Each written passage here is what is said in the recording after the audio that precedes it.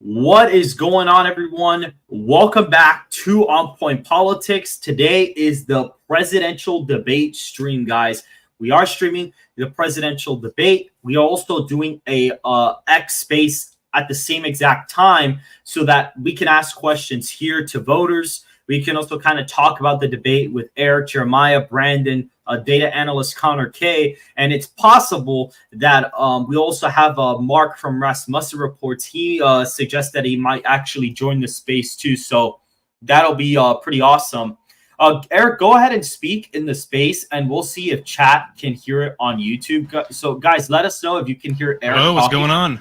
Can you hear me all right? Type in the chat, guys. Make sure to see, just so we're gonna be able to see if we can. I can hear myself, so I think we're good. Oh, okay. You can hear Yep. You have my stream pulled up. Oh, okay. Then we're good. Yes, sir. Then. We're good. All right. Awesome. And yeah, people are saying yes. So, all right. Awesome.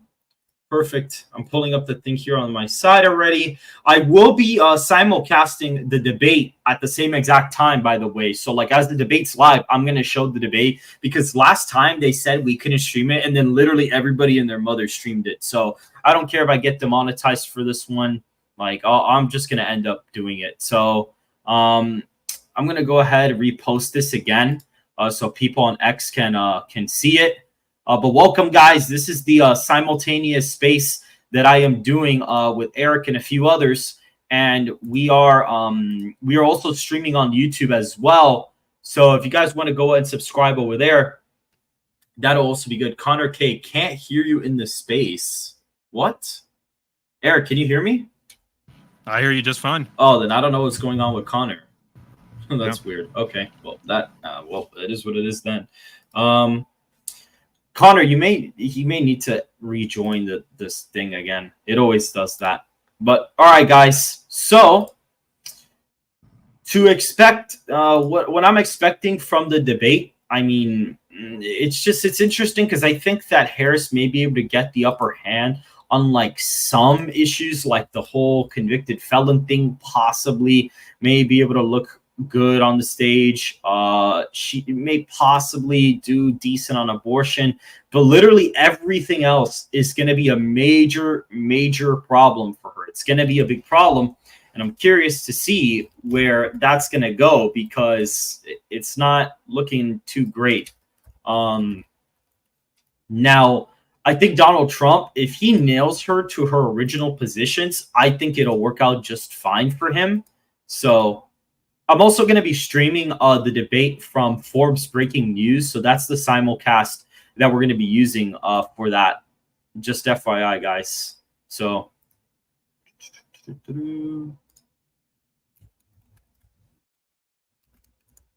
all right, guys. So, Eric, what are your thoughts in terms of the presidential debate? What are you kind of expecting right now in terms of that?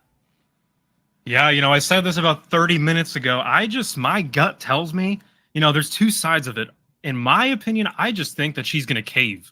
I mean, everyone here knows she had to drop out in 2019 before anyone even voted. She was doing so poorly during the primary debates. And I just think that she's not ready for this. I think that she's flip-flopped too many times, as you said. And the public polling is showing, we got about 40% of Americans. They want to learn more about her. Her policies are vastly unpopular, banning fracking. I think that the whole abortion thing is going to kind of be a wash at this point. Even if she brings it up, and this is a benefit for Trump because he kind of got to the moderate Republican stance on abortion. Smart move on his end.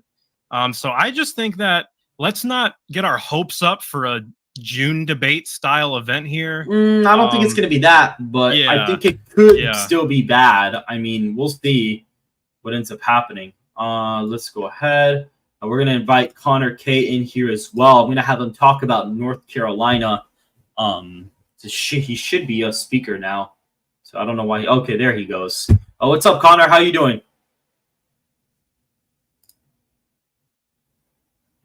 And he's not speaking. Oh, well. But no, yeah, I mean, right now, I'm just thinking about it. I mean, Donald Trump has more experience debating than most of the politicians then that have ran against him, to be honest. I mean, especially now with Kamala Harris, he has way more debate experience than even she does. So it's gonna kind of be a bit of a problem for her. It may be a really, really big issue. No, I think as soon as we start tonight in about now 50 minutes, I think that she's going to probably sound really anxious and nervous and tense. And I think that Trump, I think he's going to be relaxed. I think all this debate prep, kind of like Biden, where he hunkered down for 2 weeks before and developed a cold. Who knows? Maybe Kamala's going to have something going on with her voice again. Not going to count on it, but that sure would be hilarious. But I think that it's just, I think she's not going to sound confident in anything she's saying, because I don't think that she really believes much of what she's saying. And I think it's going to come across really poorly to a lot of these 30-40% of voters who just want to learn more about what she believes. Yeah, the new New York Times poll says that 33% of the electorate says they want to know more about her, and the majority of that is 18 to 29-year-old voters. And that may not play out very well on her end. That might end up really stabbing her in the back, because if young voters don't have a good impression of her, it's going to be a very, very big problem. It's going to be a big problem, and that group could potentially deliver Trump a big electoral college victory. It's very possible that it could end up being the case, and a lot of people don't understand. I've actually been looking at the polls. I've been looking at reweighting everything. You know, Jeremiah, I want you to go ahead and explain what you've been doing the past couple of hours that we were speaking. Jeremiah, is he in here? Should be in here. Oh, where did he go? I guess he's not here. But either way, Jeremiah ended up essentially creating a sort of like system where he weighted all of the New Hampshire polls. And when he did that, I actually did a video on this earlier. When you weigh all the polls, it actually comes out to Harris plus 0.2. It's literally like the same margin as Hillary Clinton's victory in New Hampshire. And my model currently has it as like a 2-point win, because I factor in other things besides, or 2-point win for Donald Trump. Maybe it's a little bit less than that. I think the polling average is like a 2-point win. The modeled result is like one and change. But I am sort of looking at a wide variety of things just besides the polling to kind of go ahead and model everything together. But I mean, New Hampshire is going to be a competitive state, unlike what people are talking about. And even the polls where he's being underestimated in, and they're super liberal and they have him down by like 8 or 7 points, he's still winning southern New Hampshire, which is the very liberal part of the state that ultimately gave Biden the huge victory in the state in 2020. So it's going to be very interesting to see that how that ends up playing out for her. I mean, we'll see. But guys, make sure to go ahead and hit the like button, guys. Make sure to hit the like button and to subscribe, because we are going to try to, I want to get this out to as many people as possible. So please go ahead, hit the like button and subscribe. Again, I am going to be streaming the debate live as it's happening, so you don't have to go anywhere. You can stay with me. We're going to do a live reaction. I'm going to put myself small and like at the corner of the screen, so I'm not like interfering with the visual of the debate. So the debate will be full screen. So guys, make sure to stay after the pre-analysis, because I am going to be streaming the debate live, and I'll probably give a little bit of a commentary post-debate after. Potentially we'll go ahead and have like a little bit of a segment there. That'll be pretty nice for people to have as well. But Eric, what have you noticed when looking at the polling data? What is the thing that has struck you the most when looking at the polling data compared to 2020? Well, first, I wanted to circle back on that New Hampshire point that you made. Now, I'm personally skeptical of New Hampshire being in your model where you're saying it is. And the only reason I say that is because, yeah, these polls coming out where the swing states are close, and then New Hampshire is like Harris plus 10 or Harris plus 8, right? And my point is, let's say you're right, which I think you very, very well could be, and election night comes, it just like 2016, if we're talking about New Hampshire on election night, it's an EST state, so it's going to be one of those states where we're going to get, votes before at least, Arizona and California. Yep. But if we're talking about New Hampshire on election night, one, you would be correct, and two, Trump, her issues don't start at Pennsylvania anymore. If we're talking about New Hampshire, if we're at that point, if we're talking about New Hampshire, it's no longer a no. At that point, Nebraska second would probably be lean GOP. At that point, I mean, it would be so obvious that would be the case.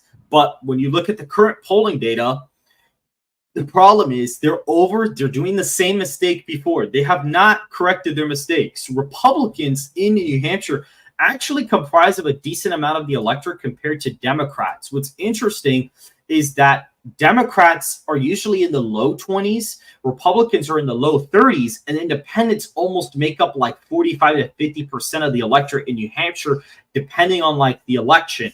And so when we reweigh all of the current polling data to an electorate that's similar to 2020, that's how we get that Harris plus 0.2 margin.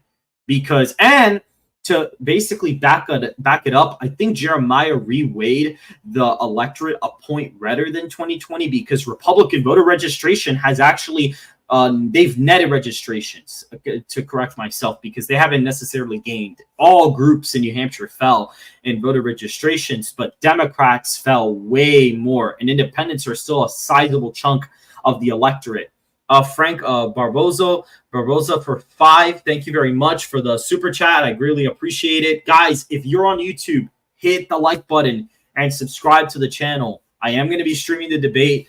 Let's help the algorithm put this stream out. And if anybody's on X, anybody that's listening in here, guys, repost this space, because I want as many people to be in this space as possible. Because also, something to mention, I am going to be leaving the space on as the debate's happening. So you'll literally be able to hear my live reaction as it's going on. I won't have the space, posted on, the screen, but I will have the space still live. Like, I'm not going to even stop the space. So you will be able to actually hear my live reaction from the space as well. So if you're more comfortable just listening to this as like a space, that's completely fine. I'll try to give commentary here and there, but again, I do want to let the candidates talk. I don't want to try to interfere too much. So if you want more of a sort of a visual experience with the candidates, you can also go ahead and move over to YouTube as well. That would probably also be more appropriate to go ahead and do so.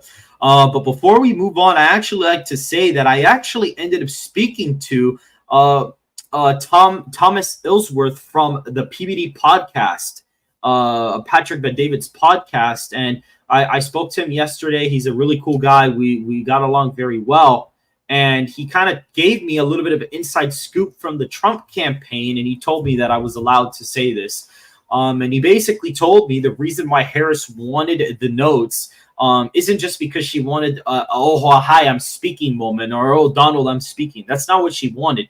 The reason why she wanted it is because she was going to have pre-written notes while sitting down with the unmuted mic, and every time Trump would answer a question or say something, she would just cut him off like automatically and just like read a pre-written response from her cards and just like say it in a way to like make him mad. And so the whole point of it was to make him so mad that he would have lost support with women voters, essentially. Like, that was literally the goal. So that was the inside scoop that I got from Thomas. That was very interesting. And what's pretty awesome is that he's supposed to end up mentioning On Point Politics. He's supposed to mention us on the PBD podcast for the Trump-Harris debate. So that's going to be really amazing. I'm very, very excited to see what he talks about on there. He's going to be talking about my modeling, which Brandon Ply is actually in here. He is a speaker. He's currently muted, but he did help me with my website. And I believe Thomas is going to be going over the election model, which right now I currently have Trump at 317 electoral college votes to Harris's 221. He's winning all the swing states, and he's picking up the state of New Hampshire, and he's also picking up Nebraska second, albeit very, very narrowly. Nebraska second is actually one of the closer states, and Minnesota and New Mexico are essentially within a point. And the reason why New Mexico is so close is because Donald Trump, when you look at the polling data, again, it's the same problem. They're undersampling both party groups and oversampling independents. Like, it's a really, really big problem with their polling. And when you look at a state like New Mexico, Donald Trump's improved with a Hispanic vote in 2020, but did far worse with white voters. But if he can get that white vote up to where it was in 2016 and improve with Hispanics, he'll probably get pretty close in the state of New Mexico. Maybe it's not a half a point, maybe it's like a 2 to 3 point win for Harris, but it still would have been closer if that ends up being the case. Let's say it's like a 2-point win and I have it as like 0.8. I still would have been the closest out of everybody because nobody even has it that close. So I would have essentially gotten it on the money within a point or so. Virginia is also a state that's pretty close. I have it as a 2-point win on my election modeling right now. It's just that Nova area is just really not budging, man. It's not budging. My polling average does have it within a point, though, when I reweigh all the polling data. But when you look at the demographic model and you also look at the national popular vote trend and looking at when you apply my polling average, it still doesn't get Virginia over the top. So he is still down in that. He's still down there. Let me see who I have to add. Okay, I'm going to be adding Jeremiah, guys. What's up, Jeremiah? Let me see if he starts speaking by any chance. Hey, Jeremiah, how's it going? Good, On Point. How are you? I'm doing good. I actually was going to tell you if you wanted to go ahead and explain to everybody what's going on with New Hampshire. I'd like you to go ahead and explain the work you did for me earlier today and what I explained on the video earlier. If you can go ahead and talk about what you did in terms of reweighing all the polling data. Sure.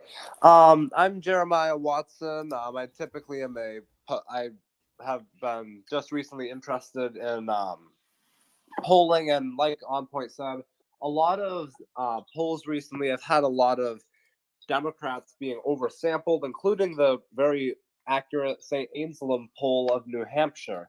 New Hampshire is my neighbor state, and I register voters there a lot, but I'm just going to give a little spiel about it. So Emerson College, not Emerson, I think it was UNH put out a poll saying Trump's down about 6 there. Well, they undersampled Republicans and they oversampled Democrats. And people say, well, typically New Hampshire is a Democratic state. Well, at statewide level, it's all Republicans, and Republicans recently took back the voter registration advantage. So this is from 2020 and took it back by a pretty large margin. So the state has had a slight right shift since 2020. And I give it a weight of Republicans at 32%, Democrats at 23%, and independents at 45%. Only problem with New Hampshire that Trump has and why it's so close is because independents in New Hampshire are typically very liberal, and I haven't yet to see a poll where he wins them. But if he does win them, it's pretty much out of reach for Harris to be close in that state. So Trump is actually doing very well in New Hampshire. I think it's going to be a lot closer than most think. Yeah, no, and 100%, because again, what's going on in the polling data is they actually are underestimating. They're underestimating independents in the state, but they're also oversampling Democrats. They have the Republican number correct. That they do have correct, but what they don't have correct is the independent and Democrat numbers. They're basically oversampling Democrats there. The same exact problems that they had back in the previous election. Like, it's the same problem with the polling data. They're oversampling Democrats, undersampling Republicans, and it's just a really, really big problem. Now, what I am going to do is I'm actually going to start letting people in the space request if they want to speak. I am going to do a little bit of a voter panel of sorts, and Qantas, I actually am going to invite Qantas to speak as well. So Qantas, you can go ahead. I just invited you to speak as well. I'm going to approve Sarah here to kind of let her, we're going to go ahead and let her, because she did request, and I'm going to let a couple of voters go ahead and ask questions, or maybe I'll even ask some questions, so we can also do that as well. Sarah, what was the reason why you wanted to be requested to be added on the space? So hi, yeah, thank you for the space and thank you for your analysis with the polling. I just have a general question as far as the outcome of this debate. Do you feel like, since you're a pollster and you specialize in this, that let's say Kamala would win this debate, right? Do you see the polls swaying tomorrow and so far on, like, in favor of her, or you think that basically her sugar high is as high as it gets? Well, Thank you. thank you. And here's the thing. When it comes to that, I think if she does win the debate like decisively, like if it's a clear, like, yeah, she kind of cooked him, then she'll probably gain, and the media is going to try to manufacture a boost for her in the polling data. Like, it's possible that may happen too. So she probably will gain more support, but it won't be like, as much as they're going to say. And the undecideds in my polling average, because I have my own polling average, guys. I basically, that's what worries me, is the undecideds, because sorry to interrupt. I see a lot of videos online, people saying, on, like, questionnaires, that people are saying, I don't know who I'm going to vote for. I want to see what Kamala stands for. So that's my fear, that the undecideds are basically going to say, okay, now that Kamala did well, we want Kamala. Well, I think that with a lot of the undecideds in the polling data tend to lean a little bit more conservative. Literally, the only reason why Harris has gained is because she picked up a bunch of undecideds that were like leaning Biden, and then picked up some third-party voters from RFK and a couple people. She kind of picked up the disaffected liberal RFK type voter who's going to vote for him and not for Biden. And that's why she kind of was able to pick up some steam. She didn't really pick up that much steam. I mean, she gained about 3 points. If she really wanted to be in a comfortable spot, she should have been leading by 7-8 points in the average, and she's not. Like, she's just not doing that right now. And Donald Trump's a pretty good closer in presidential elections in terms of basically campaigning down the stretch towards the end. So if she's tied with him now and he has even an okay debate performance, it's not going to look good for her. And if he knocks her out, it's done, because they need this debate. Harris needs this debate. With that. I agree with that. Harris needs this debate.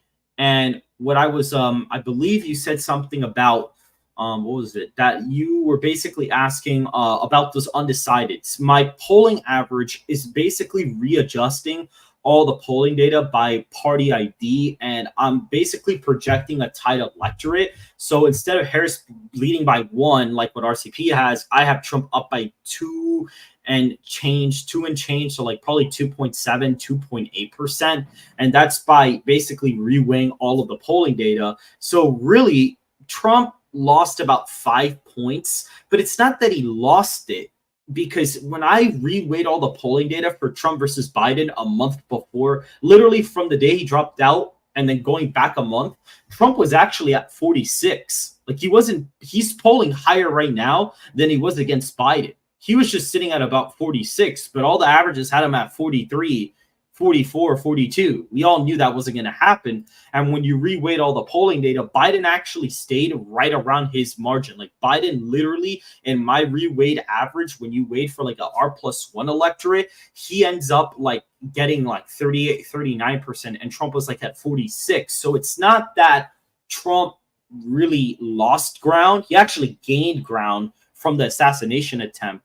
But it was more so she picked up some Kennedy voters, about 3% of them, and she picked up a decent amount of undecideds. There's about 3% undecideds, and they tend to lean a little bit more conservative. And in my polling graph, I've seen a lot of RFK people that have fallen off. The last couple of few RFK people are going undecided. So today is going to be able to be when Trump really is able to kind of shine and kind of appeal to those voters as well. Those will be crucial to his victory. But Sarah, I saw your hand raised. Do you want to comment on that?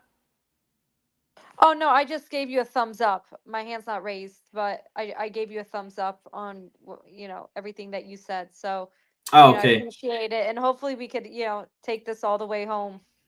All right. Well, thank you, Sarah. I greatly appreciate it. I am going to go ahead and let's see. Let's see here. What I'm going to do is If anybody wants to speak, go ahead and request. You guys should be able to do it. You guys should be able to request. So go ahead and do that if you want.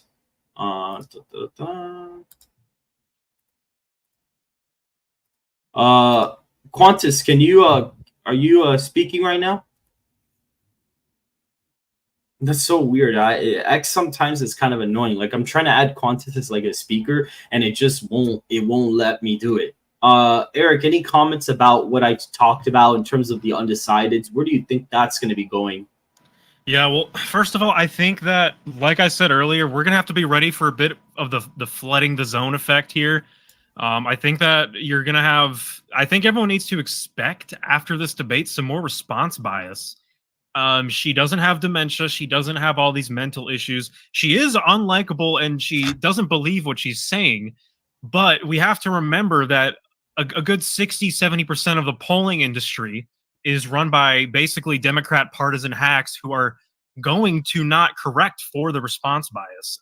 It would take a lot for us to not see a bit of a bump, an artificial bump, I might add.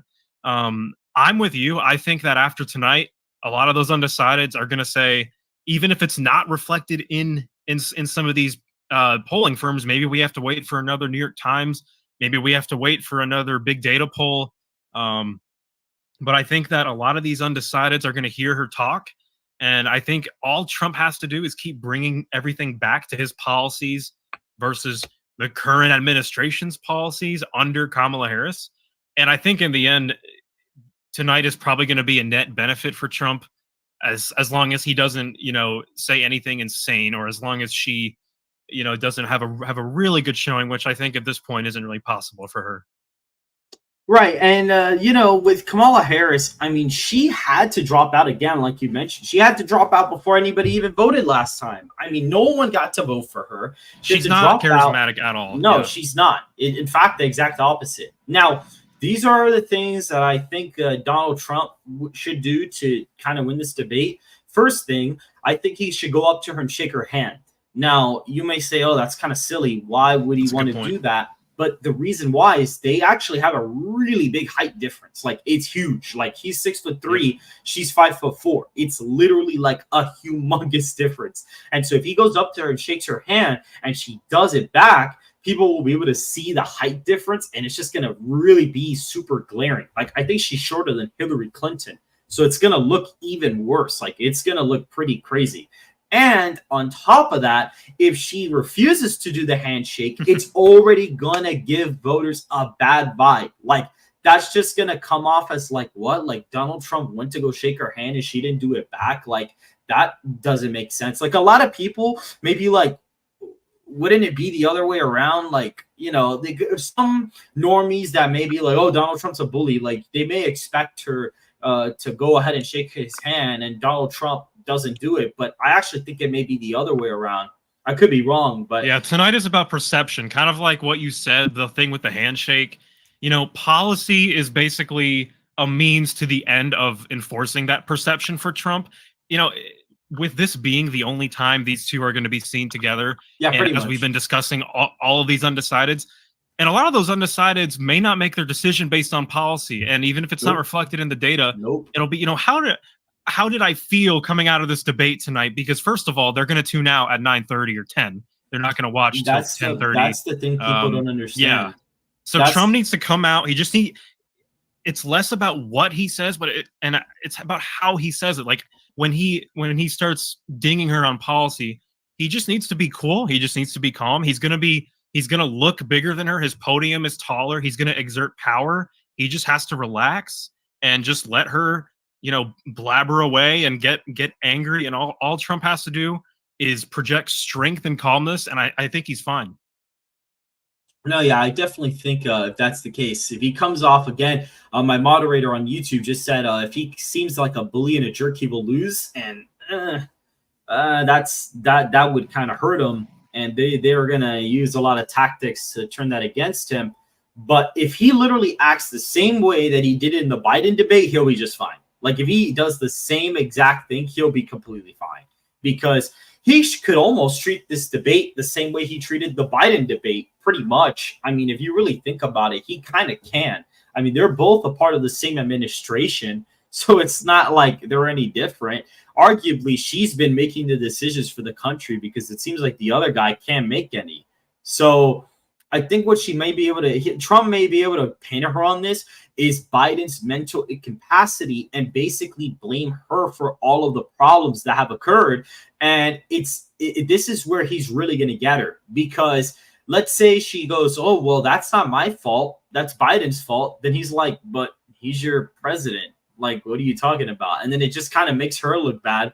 It's going to make her look dumb to the Republicans. It's going to piss off her base. So in terms of that, she's kind of stuck there. She kind of has to own everything Biden did. And not only that, when it comes to Biden's mental capacity, she's going to have to comment on it. And she literally said she has no regrets for what she said that day. Like, that's pretty crazy. So I think that because of that, and because of, her not being able to get out of the Biden administration label, it may potentially hurt her during the debate. And if Trump nails her to her original positions from 2019, voters are going to be like, whoa, what is that? Like, reparations are not popular. Like, they have like a 70% disapproval rating. Like, if she tries to bring that up and she's like, oh, I'm not in favor of that, he could be like, dude, no, you're lying. You would literally do it in a heartbeat if you could. Like, what are you talking about? And when it comes to the debate, I mean, if Donald Trump, and you're right, it is a huge thing about perception. It really is. It's a big perception debate. The last debate, arguably, was more about policy than this one, actually, believe it or not. And yeah, you had a president and a president, right? It was all about policy. That's the thing. It was more, that debate was more of a policy debate, actually, believe it or not. But Biden was just so bad that it ended up becoming not a policy debate.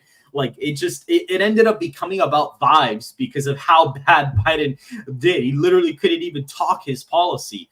This debate is going to be more of a feely vibes type of thing.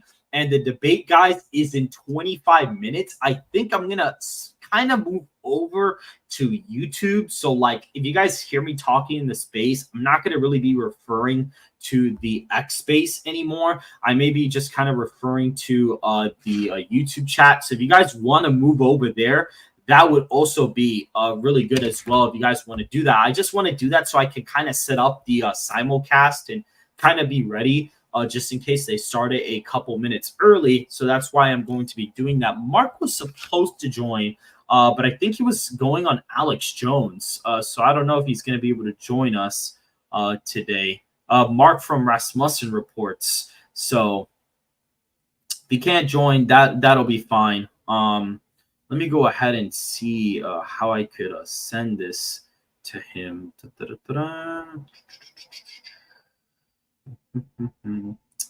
I don't know why it's not letting me do this. By the way, guys, on YouTube, again, I saw somebody ask it. I couldn't because Eric was couldn't answer because Eric was in the middle of talking. But guys, we are actually going to be streaming the debate here. So if you want to watch the debate here and not have to leave, and you want to watch it live with us here, you can do that and see my live reaction as well. So we'll go ahead and do that too. Let me go ahead and move this out of the way really quick. I am going to be sending this space to Mark really quick. Let's go ahead and move this out of the way. All right. So guys, what Qantas, if you want to speak, Qantas, guys, he actually just ended up merging with the big polling company. He kind of basically now is officially a pollster. So that is congratulations for that. That is a very, very big accomplishment. Qantas, I kind of want you to break down the numbers that you and me were talking about and where you think Donald Trump's chances are in the Electoral College right now. Hey, thanks, guys. No, good chat, man. Good. I've been listening a little bit. So what we're looking at here, Sunday night when I updated my models, I think Trump was at about 46.4 in the RCP average. So my models had Trump, though. If I look at, I run a series of models now, right. Without getting into great detail. They all cover different aspects of the electorate. So I have heavy economic, heavy voter sentiment, and I use a demographic model as well. And then I use my Concordia model, which is a probabilities model based on a composite score going all the way back to Eisenhower, et cetera. So we could get into the sausage if we need to. But in any case, so the electorate model showed that Trump should be around 47.6 and Kamala Harris should be around 48.7. Modus, which is heavy on voter sentiment, said Trump should be around 47 and Kamala Harris around 47.9. And then consensus, which is heavy on economics with some polling, says Trump is actually winning 50.2 to 49.8. You combine all of those together, so you add the averages, it's 48.3 Trump, Harris 48.8. But you gotta remember what I said, that RCP had Trump at 46.4 and Harris was at 48.5. Well, lo and behold, Monday rolls out and we started getting these national polls in, and we start getting these 50-50, 49, 49, 48 polls, and Trump is now up at 47.3 and Kamala Harris is at 48.4. My model said Harris should be winning by 0.5. Mm-hmm. And if you look at the last 5 polls, Harris is winning by about 0.5. If you look at the electorate model Modus only, if you just take their averages, you combine the two, it's 47.3 to Harris 48.3, which is exactly where the RCP average is falling. So I was a little apprehensive about posting it, but I do trust them because I've back tested them. We were pretty accurate with Biden and Trump before Biden dropped out. So right now, to answer the question, we're looking at about a 0.5 Harris lead, maybe 0.1 Harris lead. Concordia, where I take a lot of the macroeconomic factors and I weight those along with polling and approval and favorabilities, and we come up with a composite score.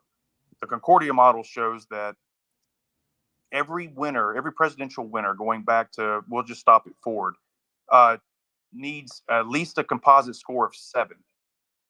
And all the winners have a composite score of 7.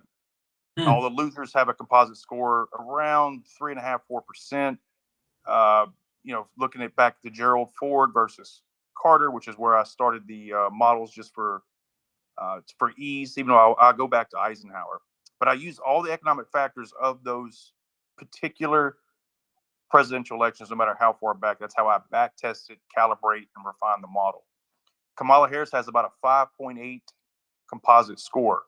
It's not terrible. It's better than Trump's was in 2020, but it still puts her below the 7% threshold, which puts her probabilities around 45%. If I combine all of those models and I weight them according to, what they're designed for in terms of telling the story of the electorate, we come out with Trump at a 64% chance of winning electoral college. Harris at about a 36% chance of winning electoral college. If I run 10,000 simulations using Monte Carlo, Trump's averages fall around 291 electoral college votes to Harris 247 electoral college votes. So I posted this early Monday morning, and I'm not using him as the standard here, but around 1 p.m., Nate Silver updates his models, and he comes out 64% Trump, which is exactly what I posted mine on. And I think, Lester, you have yours at around 72 or 3%. I know Eric is being Johnny on the spot. I'll go ahead and look at it right now. Currently, my odds are saying like 77 right now. And it's mainly because my polling average, when you reweigh all the polling data by party, he is pretty ahead. He's right now, I have him at 317 to 221. I mean, that's not out of the question because I have the tail ends of my bell curve does show. Actually, Trump has a probability. It's a very small probability, but he has a probability of winning 340 electoral college votes. But that's kind of the higher end of my model too. When I look at the histogram, his highest performance, if I look at all the simulations above 8 counts out of the 1,000, his highest end is 348 electoral college votes. Yeah, that's his highest end, which I think would be his best case scenario. Let's say Harris completely bottoms out. I think 350, 347 would be his best case scenario. Well, yeah, and that would be a reach according to my model, but it is statistically. Let's just say this: it is statistically possible, if not probable. That's kind of where because Right. I grade them based on the Monte Carlo simulation. So wherever the I call it the center tendency falls, which is Right. around 291, 297, which would mean that would mean Nevada and Michigan are probably true toss-ups. If they win it, if either one wins it, it'll be by a very small margin. It probably speaking. Now, Right. that's based on what I am seeing currently with the economic indicators. But I know the macroeconomic indicators have improved a little bit for Kamala, believe it or not. Not the micro. The micro is not well at all. But the macro, the GDP is going up to about 3%. They're projecting. Inflation's around 2.9%. Unemployment's around 4.2, 3%, et cetera.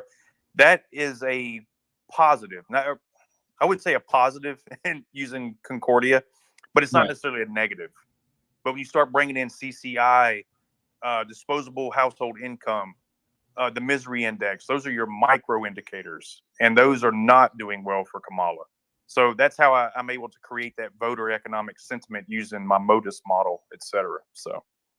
Okay, well, that was a very comprehensive breakdown of that. And so essentially right now, you'd say Trump is the favorite to at least win Wisconsin, Pennsylvania, Georgia, and Arizona. And Michigan and Nevada are kind of like up in the air a little bit. Like they're kind of iffy states. Okay. I mean, that's slightly different from what I have. I have Trump kind of winning the Electoral College a little bit easier than that. Just because I'm just using my polling averages like to reweigh all of the polling data by party. So that might be why I have a little bit of a bigger win than you do. Well, if you were to ask me, here's the thing. This is what I think with Trump. If he wins 270, he's probably going to win 312. I mean, it's just one of those things that he has that pull on these marginal states and these battleground states. The thing is that a lot of the times too, like when presidents win, like when somebody wins, the map kind of just goes. Like the way people draw out the map, where it's like, oh, Wisconsin's gonna go red, and then oh, Michigan, Pennsylvania are gonna go blue, but oh, Georgia and Nevada are gonna go red. Oh, but Arizona's gonna go blue. Like that. There is like a really low chance of that happening. My model actually doesn't. The 271 scenario, it literally doesn't happen in my simulation model at all. And we run like 1,000 simulations, and it literally does not happen. That's the same way here. At all. Like it never occurs. So that path, like if anybody's predicting that, they're gonna be wrong. Like they're gonna be incorrect, because in my simulation model, it's not even happening a single time, because Biden or Harris would have to win Arizona, Michigan, Pennsylvania to get 271, while Trump is getting Wisconsin, Georgia, and Nevada. Like, it's literally so slim of a chance for that to happen. Like, I don't think it really occurs at all. Well, and here's a little trivia. It's something it's happened post World War II. Every time the incumbent loses, or every time the incumbent party loses the White House, the winner always brings a state with him. Right. So the scenario in this situation would be Nevada, if we go by history. So, so Obama beats McCain. Right. Granted, McCain wasn't the incumbent, but he was representing the incumbent party. Mm-hmm. Well, Obama cleans the map. He wins Indiana. He wins North Carolina. He brings in new states. When Trump won in 2016, he obviously flipped the Rust Belt. And you can go all the way back to, you can go to Carter, and you talk about Georgia. Every time the incumbent loses the White House, or the incumbent party loses the White House, the winner always brings an additional state with him. Yeah. So, I mean, I couldn't think of a more likelier candidate than the state of Nevada. No, of course, it would probably be that one. However, I would say the case that maybe New Hampshire's on the table for that, because maybe Nevada, because the thing is, Nevada has been trending to the right. It has been trending already to the right by quite a bit. And so it may be to the point where even if Harris is winning the popular vote by 3, it's possible Nevada maybe doesn't even go blue, because again, the Reid machine is basically gone there. What my model has is that he's winning Nevada by a sizable amount. He's winning it by like 5 and change, almost 6 actually. He's winning Arizona by a really large margin. His polling average, by the way, guys, like I had to cut down the electorate in Arizona in half in order to get even a realistic margin in Arizona. When I weighed out undecideds, he was up by like 10, 11 points, like something ridiculous. Like I had to literally cut the margin in half for the electorate just to get something that would actually make sense. And so it's not looking good for Harris. Arizona is actually her worst state in my polling averages, by the way. And that's been consistent the entire time I've had these. That is her worst state, is Arizona. That's her worst one, is there the state of Arizona. Michigan is actually her best one. She's only down in that one by like 1.1, but there's a lot more undecided voters. Like they're both at like 46, 45. So there's a lot of room to happen. And if Kennedy starts picking up those Trump voters, which by the way, as I've been updating the swing state averages, whenever Kennedy falls, Trump gains all those votes. So in the swing states, Kennedy basically just gave Trump a bunch of votes. Like it did help Trump. That actually legitimately helped Trump.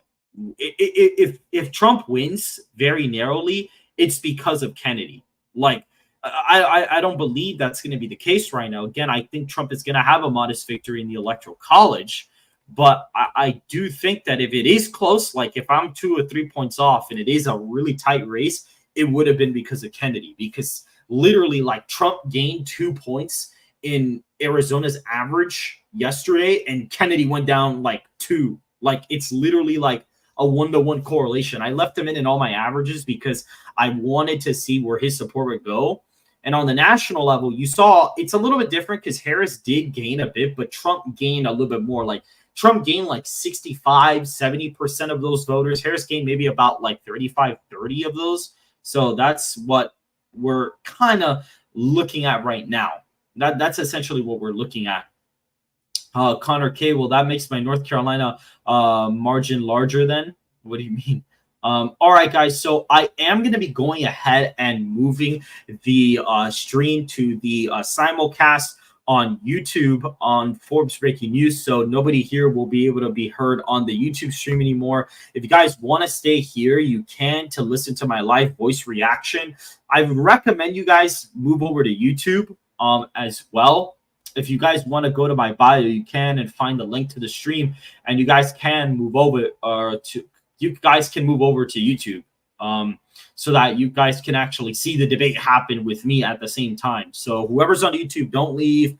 Make sure to hit the like button because we are going to be simulcasting the debate. So, all right, guys, thank you very much for whoever joined the X stream. I greatly appreciate it, and I'll see you guys. But I will still be in the. I'll still leave the space up. All right, guys. So we're gonna be moving ahead here. Here we go. All right. So I'm gonna be simulcasting the debate here as well. Honestly, if this video gets demonetized, it's fine. It's not a big deal. I doubt it though, because literally, like they said that like you weren't allowed to do it, and then literally everybody ended up streaming the debate. So at this point, it is what it is. Do you guys want no face cam, or do you guys do want a face cam? I might leave the face cam on just in case like something crazy happens. But because what I could do is like if something happens during the debate that I would like clipped, maybe like I'll have my face here and I can just like re-import the footage from somewhere else. Let me see. Let's see which one you guys prefer. Do you guys prefer this setup where I'm kind of bigger and then the debate's on the side right here? Or do you guys want this where my face is kind of small and the debate's a little bit bigger here? Or do you guys want a thing like this where my face is small here and you kind of see the whole debate? Okay, so what I'll do is I'll probably put it right here. Oh wow, okay, so wow, they actually did. No way, they actually did. Apparently PBD just looked at my odds on the live. Wow, that's nuts. Wow, guys, Patrick Bet David just ended. Wow, that's awesome, man. That's awesome. I'm so glad. Let me go ahead and look at it really quick. I am actually gonna look at that. That's awesome. Let me see.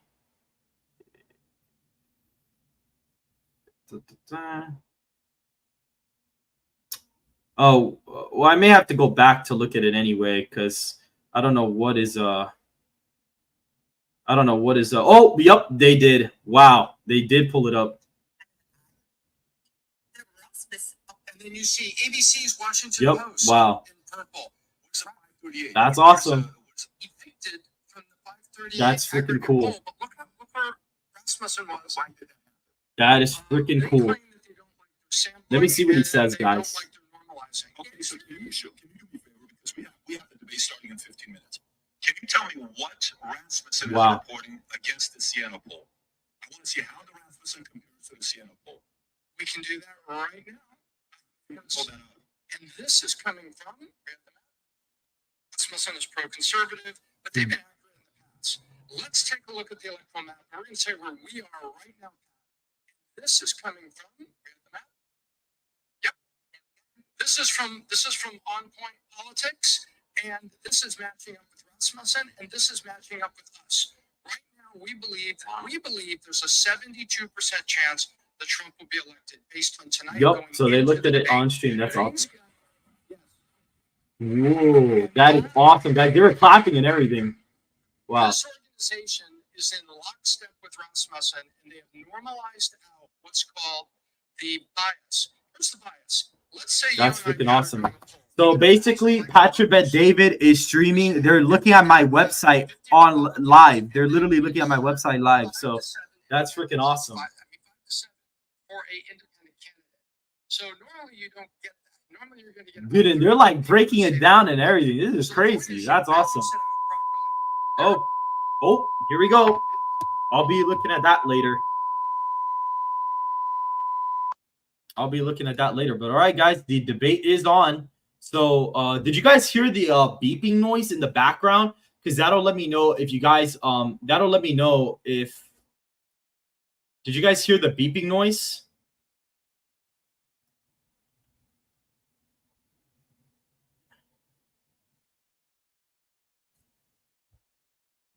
Okay, perfect. So everybody heard the beep. Okay, so that is all right. Okay, perfect. Because I need the audio to be able to stream properly. Okay, perfect. All right, guys, the debate's here. Man, I'm so excited to see what's going on. I am so excited. So excited.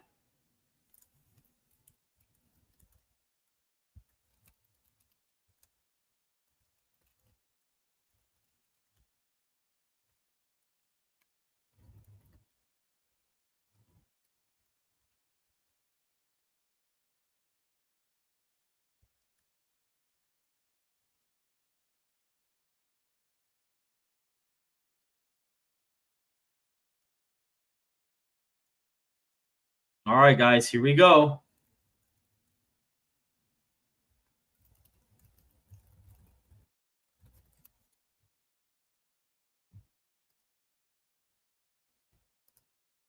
All right, guys, here we go. Let's do this thing. Oh boy, here we go. This is gonna be awesome. This is gonna be freaking awesome, guys. Rex of data in here. What? I found you because of the enticing smell of data. What? I feel like I'm watching this with a group of friends. Well, I'm glad you feel that way. That is really nice.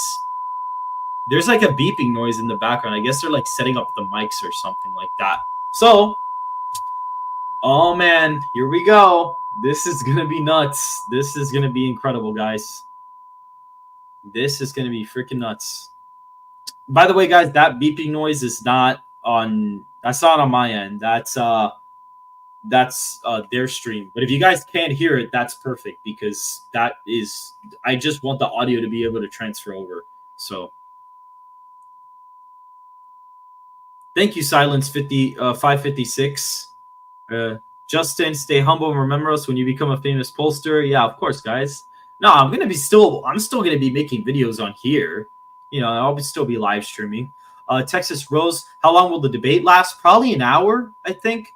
What is the % chance of Trump winning? Probably about 80. I mean, it's roughly what I have on my site right now. So, Hurley, Trump needs to expose her lies to her face. Yes, I definitely think that would be the case. I think that would be great to go ahead and do that. So we will see what happens. It's literally about to start, like any second now. Any second now. Oh, it's a 90-minute debate. All right. Well, here we go, guys. It's literally about to start in 3 minutes. Oh boy. This is going to be real interesting. Very interesting stuff.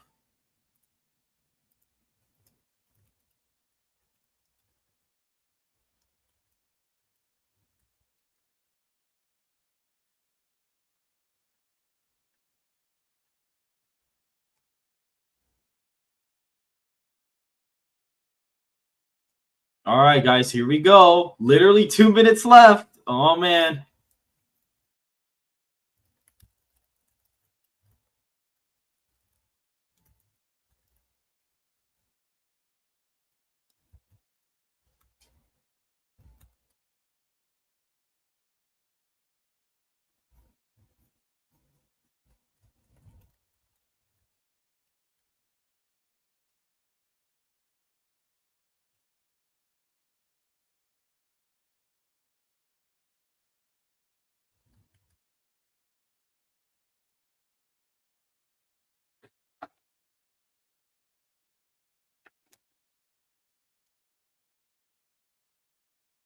All right, here we go.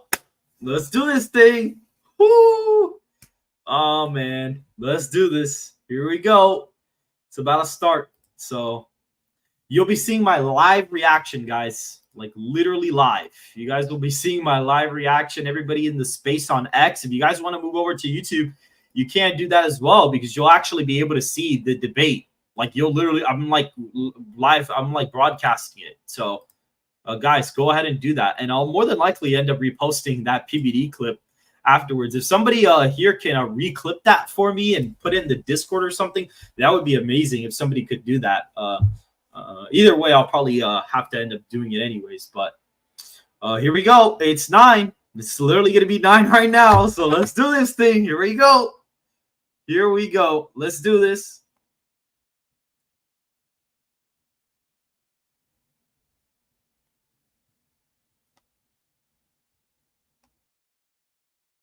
All right. Oh, here we go. Let's do this. All right, guys. Let me know. Type in the chat. Type in the chat and see if you guys can hear. Type in the chat just so I know if you guys can hear the background. Oh, here we go. There's no audio on their end. What's going on? There is no audio. Oh, there we go. Okay, guys, we're on. Let me know if you guys can hear. Weeks ago, President Biden withdrawing after his last debate. Donald Trump now up against a new Yeah. They're gonna start talking. I know they didn't start talking for the first few seconds, but everybody good? You guys can hear it? All right, perfect. Here we go, guys. All still very much in play. The ABC News presidential debate starts right now. This all right, guys, here we go. News special, the most consequential moment of this campaign. Let's go, bro. We will chart a new way forward. Let's freaking do this thing. Be a great nation again. Face to face, historic. Let's go, bro. Oh my News goodness. Here we go. debate. Here we go. David Muir and Lindsay Davis. All right. Good evening, I'm David Muir, and thank you for joining us for tonight's ABC News presidential debate. We want to welcome viewers watching on ABC and around the world tonight. Vice President Kamala Harris and President Donald Trump are just moments away from taking the stage in this unprecedented race for All right, here we go, Lindsay guys. Davis, tonight's meeting could be the most consequential event of their campaigns, with Election Day now less than 2 months away. For Vice President Kamala Harris, this is her first debate since President Biden withdrew from the race on July 21st. Of course, that decision followed his debate against President Donald Trump in June. Since then, this race has taken on an entirely new dynamic. And that brings us to the rules of tonight's debate. 90 minutes with 2 commercial breaks. No topics or questions have been shared with the campaigns. The candidates will have 2 minutes to answer questions, and this is the clock. That's what they'll be seeing. 2 minutes for rebuttals and 1 minute for follow-ups, clarifications, or responses. Their microphones will only be turned on when it's their turn to speak. No pre-written notes allowed. Oh boy, there is no here we audience go. here tonight in this hall at the National Constitution Center. This is an intimate setting for 2 candidates who have never met. President Trump won the coin toss. Wow, so they've never met ever? Really? Vice President Harris selected the podium to the right. So let's now welcome the candidates to the stage. Vice President Kamala Harris and President Donald Trump. Oh boy, here we go. Kamala Harris. What's up? Good debate. Have fun. Thank you. Oh, she went up to him and shook his hands. I was wrong. It's an honor to have you both here tonight. Good evening. We are looking forward to a spirited and thoughtful debate. She went up to him. I want to begin tonight with the issue That's that voters interesting. repeatedly say is their number one issue, and that is the economy and the cost of living in this country. Vice President Harris, you and President Trump were elected 4 years ago, and your opponent on the stage here tonight often asks his supporters, are you better off than you were 4 years ago? When it comes to the economy, do you believe Americans are better off than they were 4 years ago? So I was raised as a middle-class kid, and I am actually the only person on this stage who has a plan that is about lifting up the middle class and working people of America. I believe in the ambition, the aspirations, the dreams of the American people. And that is why I imagine and have actually a plan to build what I call an opportunity economy. Because here's the thing. We know that we have a shortage of homes and housing, and the cost of housing is too expensive for far too many people. We know that young families need support to raise their children, and I intend on extending a tax cut for those families of $6,000, which is the largest child tax credit that we have given in a long time, so that those young families can afford to buy a crib, buy a car seat, buy clothes for their children. Why would she call it that? My passion, one of them, is small businesses. My mother raised my sister and me, but there was a woman who helped raise us. We call her our second mother. She was a small business owner. I love our small businesses. My plan is to give a $50,000 tax deduction to start up small businesses, knowing they are part of the backbone of America's economy. My opponent, on the other hand, his plan is to do what he has done before, which is to provide a tax cut for billionaires and big corporations, which will result in $5 trillion to America's deficit. My opponent has a plan that I call the Trump sales tax, which would be a 20% tax on everyday goods that you rely on. She didn't to answer get the through question. month. Economists have said that Trump sales tax would actually result for middle-class families in about $4,000 more a year because of his policies and his ideas about what should be the backs of middle-class people paying for tax cuts for billionaires. President Trump, I'll give you 2 minutes. First of all, I have no sales tax. That's an incorrect statement. She knows that. We're doing tariffs on other countries. Other countries are going to finally, after 75 years, pay us back for all that we've done for the world. Okay, good. He's And measured the and he's calm. tariff will be That's important. substantial in He some started on cases. measured They and took in calm. millions and billions of dollars, as you know, from China. In fact, they never took the tariff off because there was so much money they can't. It would totally destroy everything that they've set out to do. They're taking in billions of dollars from China and other places. They've left the tariffs on. When I had it, I had tariffs, and yet I had no inflation.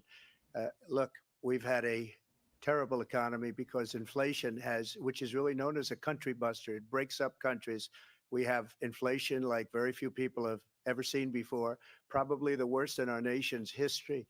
We were at 21%, but that's being generous because many things are 50, 60, 70, and 80% higher than they were just a few years ago. This has been How is she shaking her head? She just admitted it. Class, but for every class. On top of that, we have millions of people pouring into our country from prisons and jails, from mental institutions and here we go. asylums, and they're coming in and they're taking jobs that are occupied right now by African Americans and Hispanics, and also unions. Okay, very soon. I see what he did there. I see what he did there. He switched up the black jobs thing, and he's saying that they're occupied. So okay, they prepared him. He did debate prep, guys. He 100% did debate prep. Taking over buildings. They're going in violently. These are the people that she and Biden led into our country, and they're destroying our country. They're dangerous. They're at the highest level of criminality, and we have to get them out. We have to get them out fast. I created one of the greatest economies in the history of our country. I'll do it again and even better. We are going to get to immigration and border security during this debate, but I would like to let Vice President Harris respond on the economy here. Well, I would love to. Let's talk about what Donald Trump left us.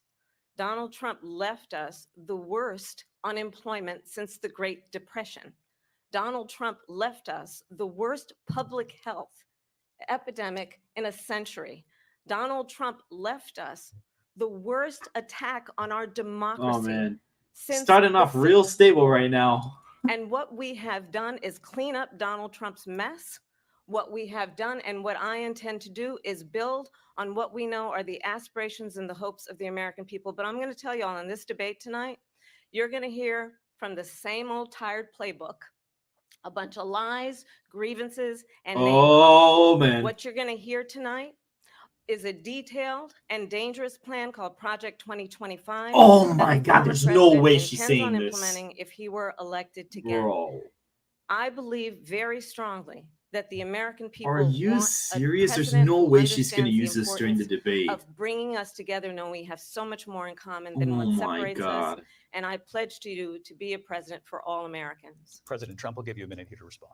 Number one, I have nothing to do, as you know, and as she knows better than anyone, I have nothing to do with Project 2025. That's out there. I haven't read it. I don't want to read it purposely. I'm not going to read it. This was a group of people that got together. They came up with some ideas, I guess some good, some bad, but it makes no difference. I have nothing to do. Everybody knows I'm an open book. Everybody knows what I'm going to do. Cut taxes very substantially and create a great economy like I did before. We had the greatest economy. We got hit with a pandemic. And the pandemic was not since 1917, where 100 million people died, has there been anything like it. We did a phenomenal job with the pandemic.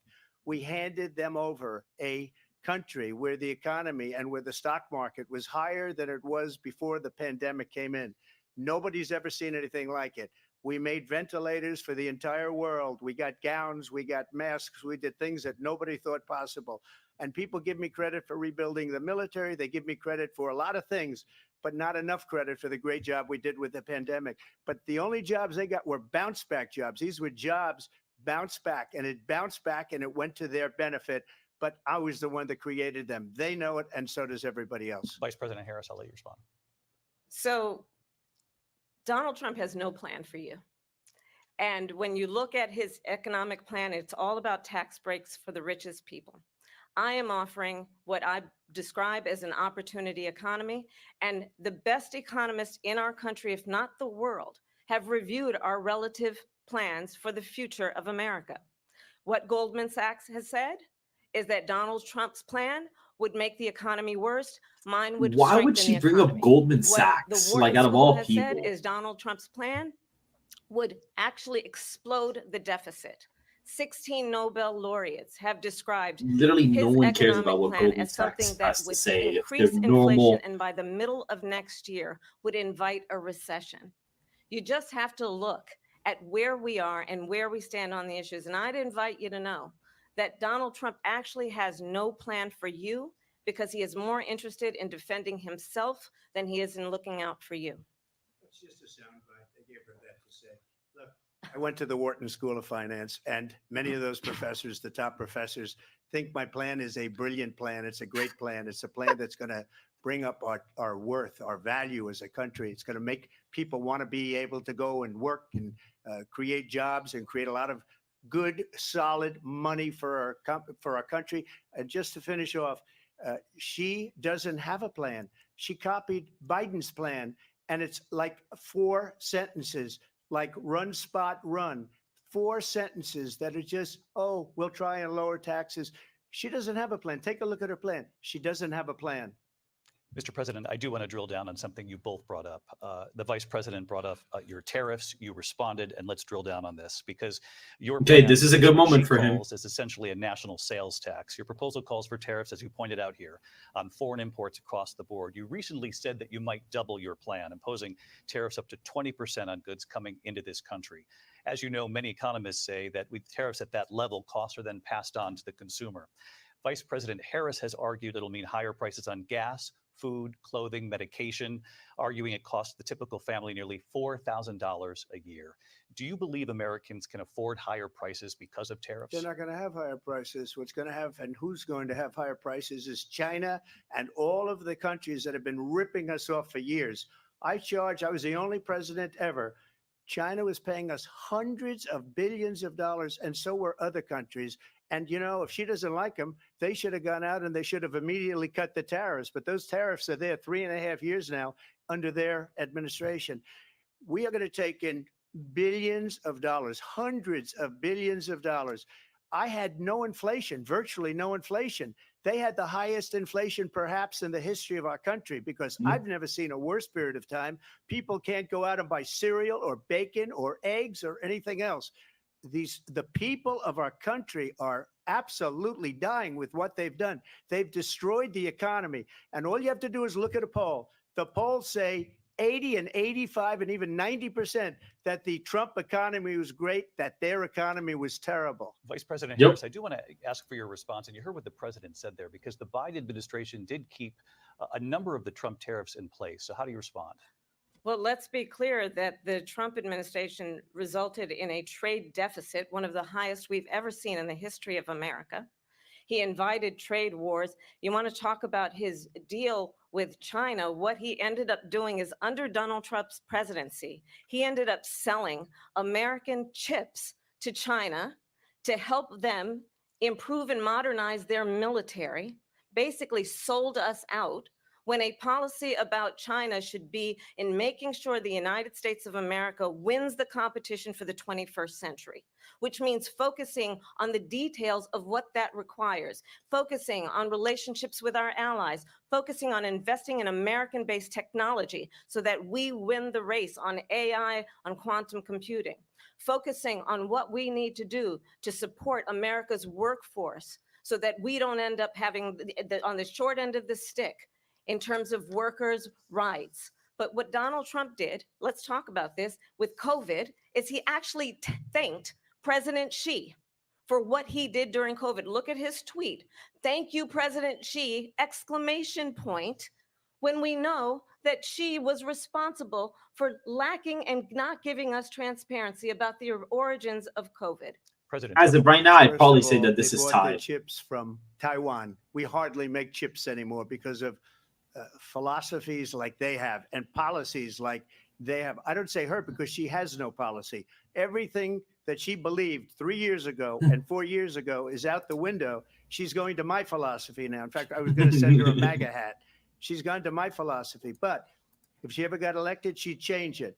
And it will be the end of our country. She's a Marxist. Everybody knows she's a Marxist. Her father's a Marxist professor in economics, and he taught her well. Oh, the face she's making right now is really and when you look iffy. at these millions and millions of people that are pouring into our country monthly, where it's, I believe, 21 million people, not the 15 that people say, and I think it's a lot higher than the 21. That's bigger than New York State pouring in. And just look at what they're doing to our country. They're criminals. Many of these people coming in are criminals. And that's bad for our economy, too. You know, you mentioned before, we'll talk about immigration later. Well, bad immigration is the worst thing that can happen to our economy. They have, and she has, destroyed our country with policy that's insane. Almost policy that you'd say they have to hate our country. President Trump. I want to turn to the issue of abortion. President Trump, you've often touted that you were able to kill Roe v. Wade last year. There You we said go. that Abortion you right were away. proud to Let's be see how the he most handles this. Let's see. pro-life Let's see. president in American history. Then last month, you said that your administration would be great for women and their reproductive rights. In your home state of Florida, you surprised many with regard to your 6-week abortion ban, because you initially had said that it was too short. And you said, quote, I'm going to be voting that we need more than 6 weeks. But then the very next day, you reversed course and said you would vote to support the 6-week ban. Vice President Harris says that women shouldn't trust you on the issue of abortion because you've changed your position so many times. Therefore, why should they trust you? Well, the reason I'm doing that vote is because the plan is, as you know, the vote is, they have abortion in the 9th month. They even have, and you can look at the governor of West Virginia, the previous governor of West Virginia, not the current governor, who's doing an excellent job, but the governor before, he said the baby will be born and we will decide what to do with the baby. In other words, we'll execute the baby. And that's why I did that, because that predominates, because they're radical. The Democrats are radical in that. Perfect And her response. Vice Perfect. presidential pick, which I think Perfect. was a She's horrible also pick, really by the way, annoying for our right now. country, She is. because he is really out of it. But her vice presidential pick says abortion in the 9th month is absolutely fine. Ooh, got him. Got him. After birth Perfect. is execution, no longer abortion, because the baby Perfect. is born is Perfect. okay. And that's not okay with me, hence the vote. But what I did is something for Oh man, it's the 52 years. They've simulcast. been trying Okay, to there we get go. Roe v. Wade Should be fixed into now. the states. And through the genius and heart and strength of 6 Supreme Court justices, we were able to do that. Now, I believe in the exceptions for rape, incest, and life of the mother. I believe strongly in it. Ronald Reagan did also. 85% of Republicans do. Exceptions. Very important. but we were able to get it, and now states are voting on it. And for the first time, you're going to see, look, this is an issue that's torn our country apart for 52 years. Every legal scholar, every Democrat, every Republican, liberal, conservative, they all Based on wanted social this media issue right to be now, brought back to the both states where the sides say people that could their vote. candidate is And that's cooking, what so it's happened. effectively a Happened. tie right now. Ohio, the vote was somewhat liberal. Kansas, the vote was somewhat liberal, much more liberal than people would have thought.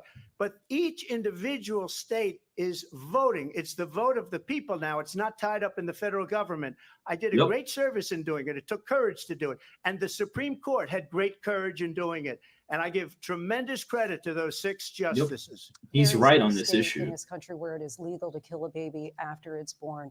Madam Vice President, I want to get your response to President Trump. Well, as I said, you're going to hear a bunch of lies, and that's not actually a surprising fact. Let's understand how we got here. What? Donald Trump. What did she just say? Hand-selected 3 members of the United Did I States hear that Supreme right? Court with She the did. intention What did she just that they would say? undo the protections of Roe v. Wade. And they did exactly as he intended.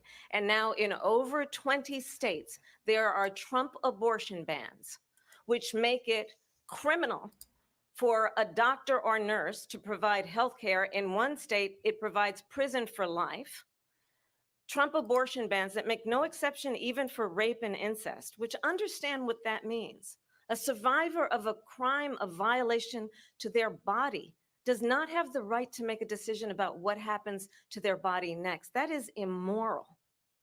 And one does not have to abandon their faith or deeply held beliefs to agree. The government, and Donald Trump certainly, should not be telling a woman what to do with her body. He literally sent it back to the states, though. If anything, he's not going to have a say because he sent it back to the states. She's not making any sense. Suffering from a miscarriage, being denied care in an she's- emergency room she's because doing the the girl healthcare boss thing providers now. are afraid they might go to jail, and she's bleeding out in a car in the parking lot. Whoa, She didn't want yo! that. Her husband didn't want that. A 12 or 13-year-old Whoa, survivor what's of going on? incest being forced to carry a pregnancy to term. They don't want that. And I pledge to you, when Congress passes a bill to put back in place the protections of Roe v. Wade, as President of the United States, I will Whoa. proudly sign it into Whoa. law. But understand, if Donald Trump were to be reelected, he will sign a national abortion ban. Understand, in his Project 2025, there would be a national abortion, a monitor that would be monitoring your pregnancies, your miscarriages.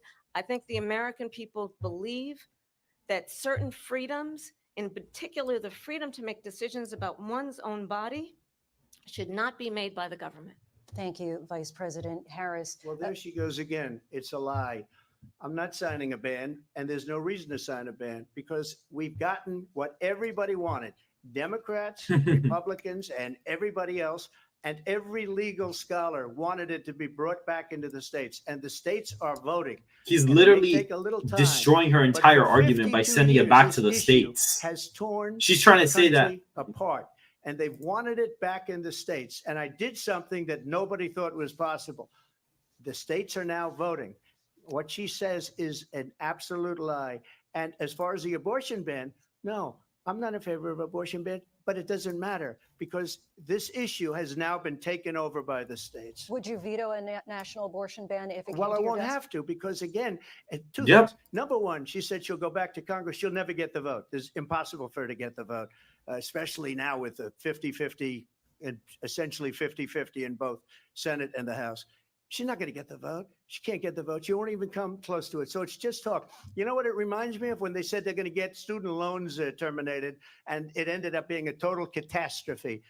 The student loans, and then her, I think probably her boss, if you call him a boss, he spends all his time on the beach. But look, her boss went out. And said, "We'll do it again." He went out and rejected again by the Supreme Court. So all these students got taunted with this whole thing about this whole idea.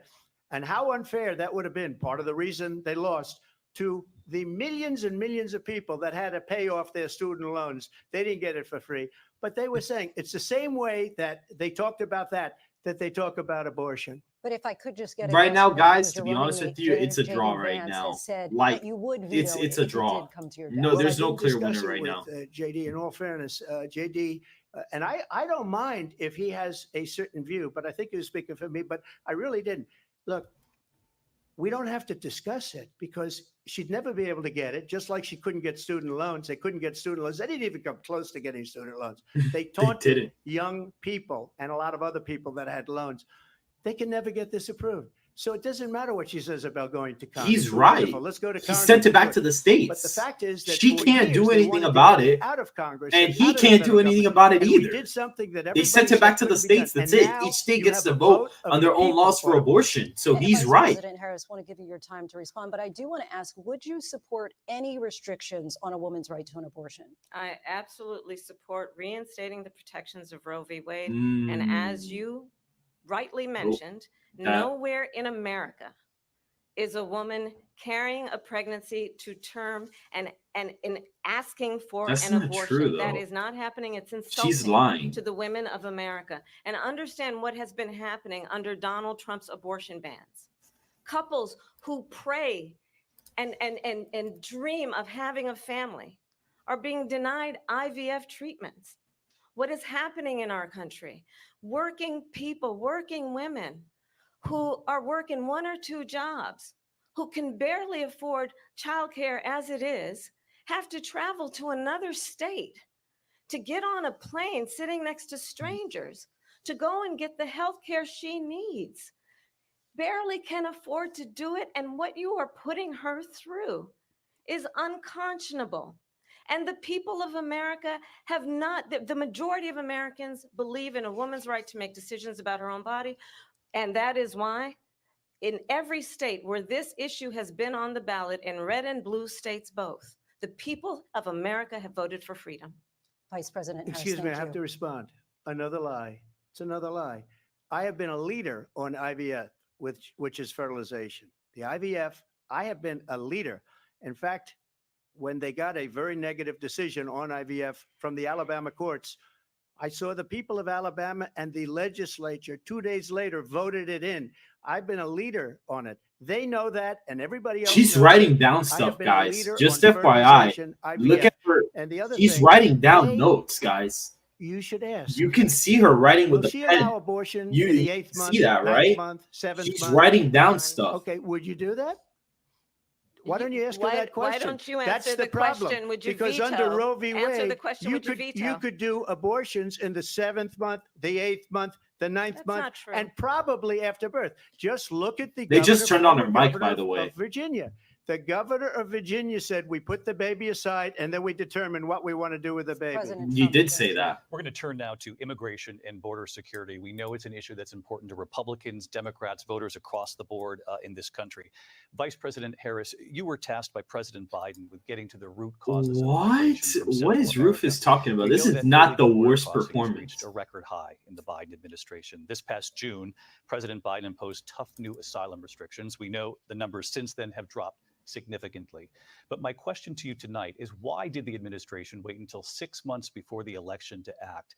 And would you have done anything differently from President Biden on Guys, this? it's a tie So right I'm the now. only person It's on it's this a tie. stage who has prosecuted transnational criminal organizations for the trafficking of guns, drugs, Oh no, and here we human go. beings. This is where he's gonna get it. And let me say that the United States Congress, including some of the most conservative members of the United States Senate, Oh came up no, with here a we go. border security bill. Yep, there it which is. I support. This is where he's gonna get our bad And guys. that bill would have put 1,500 more border agents on the border to help those folks who are working there right now overtime, trying to do their job.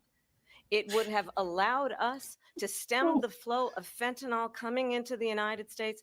I know there are so many families watching tonight who have been personally affected by the surge of fentanyl in our country.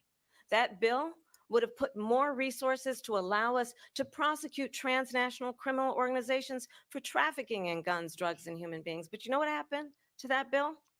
Donald Trump got on the phone, called up some folks in Congress and said, kill the bill. And you know why? Because he'd prefer to run on a problem instead of fixing a problem. And understand, this comes at a time. This is where he's gonna cook her, the people guys. of our country He's gonna get her actually bad. need a leader who engages in solutions, who actually addresses the problems at hand. But what we have in the former president is someone who would prefer to run on a problem instead of fixing a problem. What And is I'll she tell you something, saying? he's going to talk about immigration a lot tonight, even when it's not the subject that is being raised. And I'm going to actually do something really unusual, and I'm going to invite you to attend one of Donald Trump's rallies, because it's a really interesting thing to watch. What? You will see during the course of his rallies, he talks about fictional characters like Hannibal Lecter. He will talk about windmills cause cancer. Bro, what is he and doing? what you'll also notice is that people start leaving his rallies early out of exhaustion. Oh my goodness. Okay. And I will tell you the one Oh, thing he's you will gonna not cook hear her him hard talk right about now. He's gonna is cook her so bad. Here we you will go. not hear him talk about your needs, your dreams. Here we go. and He's your gonna cook her. He's gonna desires. look. He's got that face. And I'll tell He's you, I gonna cook believe her that right you now. deserve a president who actually puts you first. And He's I gonna pledge cook to her you right that now. I will. Vice President Harris, thank you. President Trump, on that point, I want to get your response. Well, I would So like to respond. Let me just ask, though, why did you try to kill that bill, and successfully so? That would have put thousands of additional agents and officers on the border. First, let me respond as to the Please. rallies. She said people start leaving. People don't go to her rallies. There's no reason to go. And the people that do go, she's bussing them in and paying them to be there, and then showing them in a different light. So she can't talk about that. People don't leave my rallies. We have the biggest rallies, the most incredible rallies in the history of politics. That's because people want to take their country back. Our country is being lost. We're a failing nation. I And knew it he was gonna happened get her. 3.5 years ago. And what's going on here, you're going to end up in World War III, just to go into another subject. What they have done to our country by allowing these millions and millions of people to come into our country, and look at what's happening to the towns all over the United States. And a lot of towns don't want to talk. It's not going to be Aurora or The Springfield. debate now is A lot like of towns don't want to 52 talk Trump, about it 48 because they're so Harris. He's embarrassed like by the it. slight In favorite to win the Springfield, debate. they're eating the dogs, the people that came in. Yes, They're yes, eating the yes, cats. yes. Thank They're God he brought eating- this up. They're eating the pets of the people that Yes. live there. Thank God he brought And this up. I is want to what's see what she happening says. in I our want to see what she country, says. and Because it's a if she shame. says he's As lying, far she's as wrong. Rallies are There's concerned, video as far footage as of them doing the it. reason they go is they like what I say. They want to bring our country back. They want to make America great again. It's a very simple phrase: make America great again. She's destroying this country. And if she becomes president, this country doesn't have a chance of success. Not only success, we'll end Okay, up good. being Venezuela okay, on It's the steroids. slight favorite to I win. just want to clarify here. You bring up He's Springfield, the slight favorite. Ohio, and ABC News did reach out to the city manager there. He told us there had been no credible reports of specific claims of pets being harmed, injured, or abused by individuals within the immigrant community. Well, All I've seen this. people on television. Let me just say here, this is The people on this is television a say clar- my dog was taken and used for food. So maybe he said that, and maybe that's a good Yeah. thing to say for a city manager. I'm not taking this from But the television. people are I'm on taking it from television the city saying their manager. dog was eaten by the people that went there. Again, the Springfield city manager says there's no evidence of that. Vice We'll President find Harris, I'll out. let you respond to the rest of it. Oh my goodness. Talk about Come on. extreme. Oh, You know, dude, she I- just did this this really is, I annoying think, laugh. One of the reasons why in this election, I actually had Guys, the they endorsement yes, of illegal immigrants. For 200 those who are watching at who have home, if formerly you guys don't worked watch the with channel regularly, President yes, Mitt illegal Romney immigrants in and Ohio, John they have McCain, been eating people's including pets. the There's endorsement video of footage of former Vice literally a President Dick whole Cheney ass and lady Congress doing it member to Liz a Cheney. dog. And Like, if there's you video want to footage really of, like- know the inside track on who the former president is, if he didn't make it clear already, just ask people who have worked with him. His former chief of staff, a four-star Here we general, go. has said he has contempt for the Constitution of the United States. His former national security advisor has said he is dangerous and unfit. His former secretary of defense has said the nation, the republic, would never survive another Trump term. And when we listen to this kind of rhetoric, when the issues that affect the American people are not being addressed, I think the choice is clear. It'll be hilarious if a bunch of President pet Trump will owners give you come a out. quick minute to respond Yeah. here. Thank you. Because when I hear that, see, I'm a different kind of a person. I fired most of those people, not so graciously. They did bad things or a bad job. I fired them. They never fired one person. They didn't fire anybody having to do with Afghanistan and the Taliban. And Oh, the 13 perfect, people perfect. Who's Dude. were just killed, viciously and violently killed. And I got to know the parents and the family. They didn't fire. They should have fired all those generals. All Ooh, those dude, top he's getting her people, so because good. that Yes. was one of the most incompetently handled situations anybody has ever seen. So when somebody does a bad job, I fire him. And you Dude, take a guy he like completely Esper, turned that no around good, on I her. fired him. So he Completely writes a book. turned that Another one around. writes a book, because with me they can write books. With Completely nobody else turned it can they. around. Perfect. But they have done such a poor job, and they never fire anybody. Look at the economy. Look at the inflation. They didn't fire any of their economists. They have the same people. That's a good way not to have books written about you. But just to finish, Okay, I got guys, more now votes it's like than any he's the slight Republican favorite to in win the history debate. He's by starting far. to. He's In starting. fact, It's I got like more votes than 55-45. any It's not a president, blowout, sitting but he's president winning it. in history by far. He's winning it now. Let me continue on immigration. It was what you wanted to talk about earlier. So let's get back to your deportation proposal. Hey, that the yo, Vice what President was that has smart reacted ass to comment? as well. President Trump, you call this the largest domestic deportation operation in the history of our country. You say you would use the National Guard. You say if things get out of control, you'd have no problem using the U.S. With local military. police, yes. You also said you would use local police. How would you deport 11 million undocumented immigrants? I know you believe that number is much higher. Take us through this. What does this look like? Will authorities be going door to door in this country? Yeah, it is much higher because of them. They allowed criminals, many millions of criminals. They allowed terrorists. They allowed If he goes full common blown street crazy, if criminals. he goes They full allowed people to come in, drug deportation mode, dealers to come it's going into to our help him. country, and they're now in the United States and told by their countries like Venezuela, don't ever come back or we're going to kill you. Do you know that crime in Venezuela and crime in countries all over the world is way down? You know why? Because they've taken their criminals off the street and they've given them to her to put into our country. And this will be one of the greatest mistakes in history for them to allow. And I think they probably did it because they think they're going to get votes, but it's not worth it because they're destroying the fabric of our country by what they've done. There's never been anything done like this at all. They've destroyed the fabric of our country. Millions of people let in, and all over the world, crime is down all over the world except here. Crime here is up and through the roof, despite their fraudulent statements that they made. Crime in this country is through the roof. And we have a new form of crime. It's called migrant crime. And it's happening at levels that nobody thought possible. President Trump, as you know, the FBI says overall violent crime is actually coming down in this country. But Vice Excuse President me, Harris, the I'll FBI give you they were defrauding statements.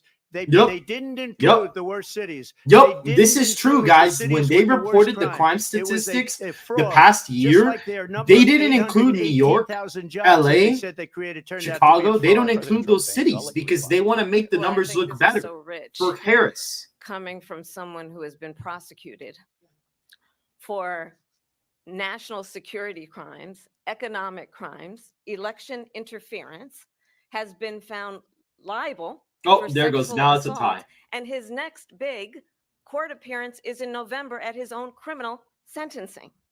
And let's be clear where each person stands on the issue of what is important about respect for the rule He's of gonna law cook her again. and respect for law enforcement. The former vice president called for defunding federal law enforcement, 45,000 agents, get this, on the day after he was arraigned on 34 felony counts. So let's talk about what is important in this race. It is important that we move forward, that we turn the page on this same old tired rhetoric and address the needs of the American people, address what we need to do about the housing shortage, which I have a plan for, address what we must do to support our small businesses, address bringing down the price of groceries. But frankly, the American people are exhausted with this same old tired playbook. Vice President Harris, thank you. Excuse me.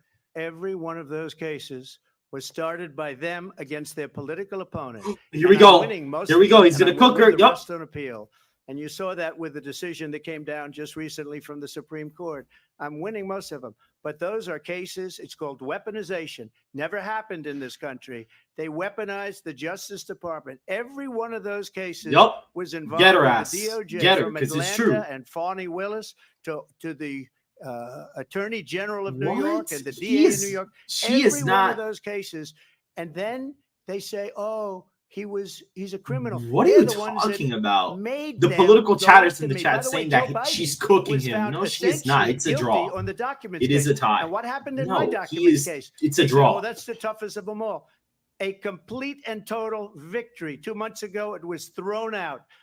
It's weaponization, and they used it, and it's never happened in this country. They used it to try and win an election. They're President Trump, fake cases. President Trump, thank you. A really quick response here, Vice President Harris, on this notion of weaponization of the Justice Department. Well, let's talk about extreme and understand the context in which this election in 2024 is taking place. The United States Supreme He Court needs to bring up the fact recently that ruled they that the replaced former Biden. president would essentially be immune from any misconduct if he were to enter the White House again. Understand, this is someone who has openly said he would terminate, I'm quoting, terminate the Constitution The political of the chatter United is States, wrong. that This he would weaponize is a draw. the Department It's a of tie. Justice against his It's political a tied race. enemies. Someone It's who has a tied openly debate. expressed disdain for members of our military. Understand what it would mean if Donald Trump were back in the White House with no guardrails, because certainly we know now the court won't stop him. We know J.D. Vance is not going to stop him. It's up to the American people Vice to President stop Harris, him. thank you. Lindsay? Vice President Harris, in your last run for president, This is the one that weaponized, not me. She weaponized. I probably took a bullet to the head because of the things that they say about me. Yo, They talk oh, about yes, he got democracy. him. I'm a threat to democracy. They're the threat. Bring up Biden, please. With a President fake Trump. Russia investigation We do have a lot to that get. went nowhere. We have a lot to get to. Lindsay? No, Vice why didn't he President bring Harris, up in your Biden's last run for votes? president, you said you wanted to ban fracking. Now you don't. You wanted mandatory government buyback programs for assault weapons. Now your campaign says you don't. You supported decriminalizing border crossings. Now you're taking a harder line. I know you say that your values have not changed. So then why have so many of your policy positions changed? So my values have not DeSantis changed, and I'm going to would have discuss not every one of obliterated the, Harris, at but least okay. every point that you've made. But in particular, let's talk about fracking because we're here in Pennsylvania. I made that very clear in 2020. I will not ban fracking. I have not banned fracking as Vice President of the United States. And in fact, I was the tie-breaking vote on the Inflation Reduction Act, which opened new leases for fracking. My position is that we have got to invest in diverse sources of energy so we reduce our reliance on foreign oil. We have had the largest increase in domestic oil production in history because of an approach that recognizes that we cannot over-rely on foreign oil. As it relates to my values, let me tell you, I grew up a middle-class kid raised by a hardworking mother who worked and saved and was able to buy our first home when I was a teenager. The values I bring to the importance of home ownership, knowing not everybody got handed $400 million on a silver platter and then filed bankruptcy 6 times, is a value that I bring to my work to say we are going to work with the private sector and home builders to increase 3 million homes, increase by 3 million homes by the end of my first term. My work that is related to having a friend when I was in high school who was sexually assaulted by her stepfather. And my focus then on protecting women and children from violent crime is based on a value that is deeply grounded in the importance of standing up for those who are most vulnerable. My work that is about protecting Social Security and Medicare is based on long-standing work that I have done, protecting seniors from scams. My values have not changed. Get her, What is get her, important is that there Trump, is get a her president now. who actually brings Get her right now. values Get her. and Look a at through the face. perspective He's that through is the about face. He's about to lifting get her. people up and not beating people down and name calling. The true measure of the leader. He's about to get is her right the now. leader who actually understands the strength is not in beating people down, it's in lifting people up. I intend to be that president. President Trump, your Well, first of all, response? I wasn't given $400 million. I wish I was. My father was a Brooklyn builder, Brooklyn, Queens, and a great father, and I learned a lot from him. But I was given a fraction of that, a tiny fraction, and I built it into many, many billions of dollars, many, many billions. And when people see it, they are even surprised. So we don't have to talk about that. Fracking, she's been against it for 12 years. Yep.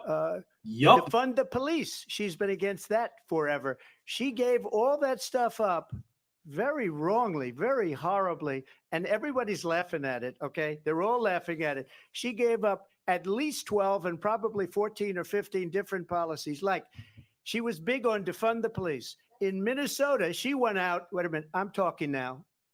If you don't mind, please. Does that sound familiar?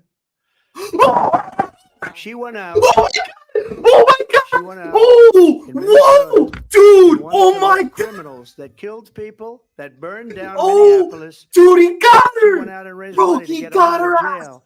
Oh She my did things God, that he nobody got would her ever ass! think of.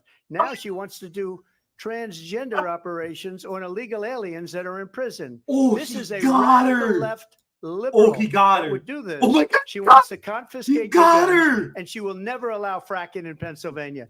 If she won the election, fracking in Pennsylvania will end on day one. Just to finish, one thing so important in my opinion.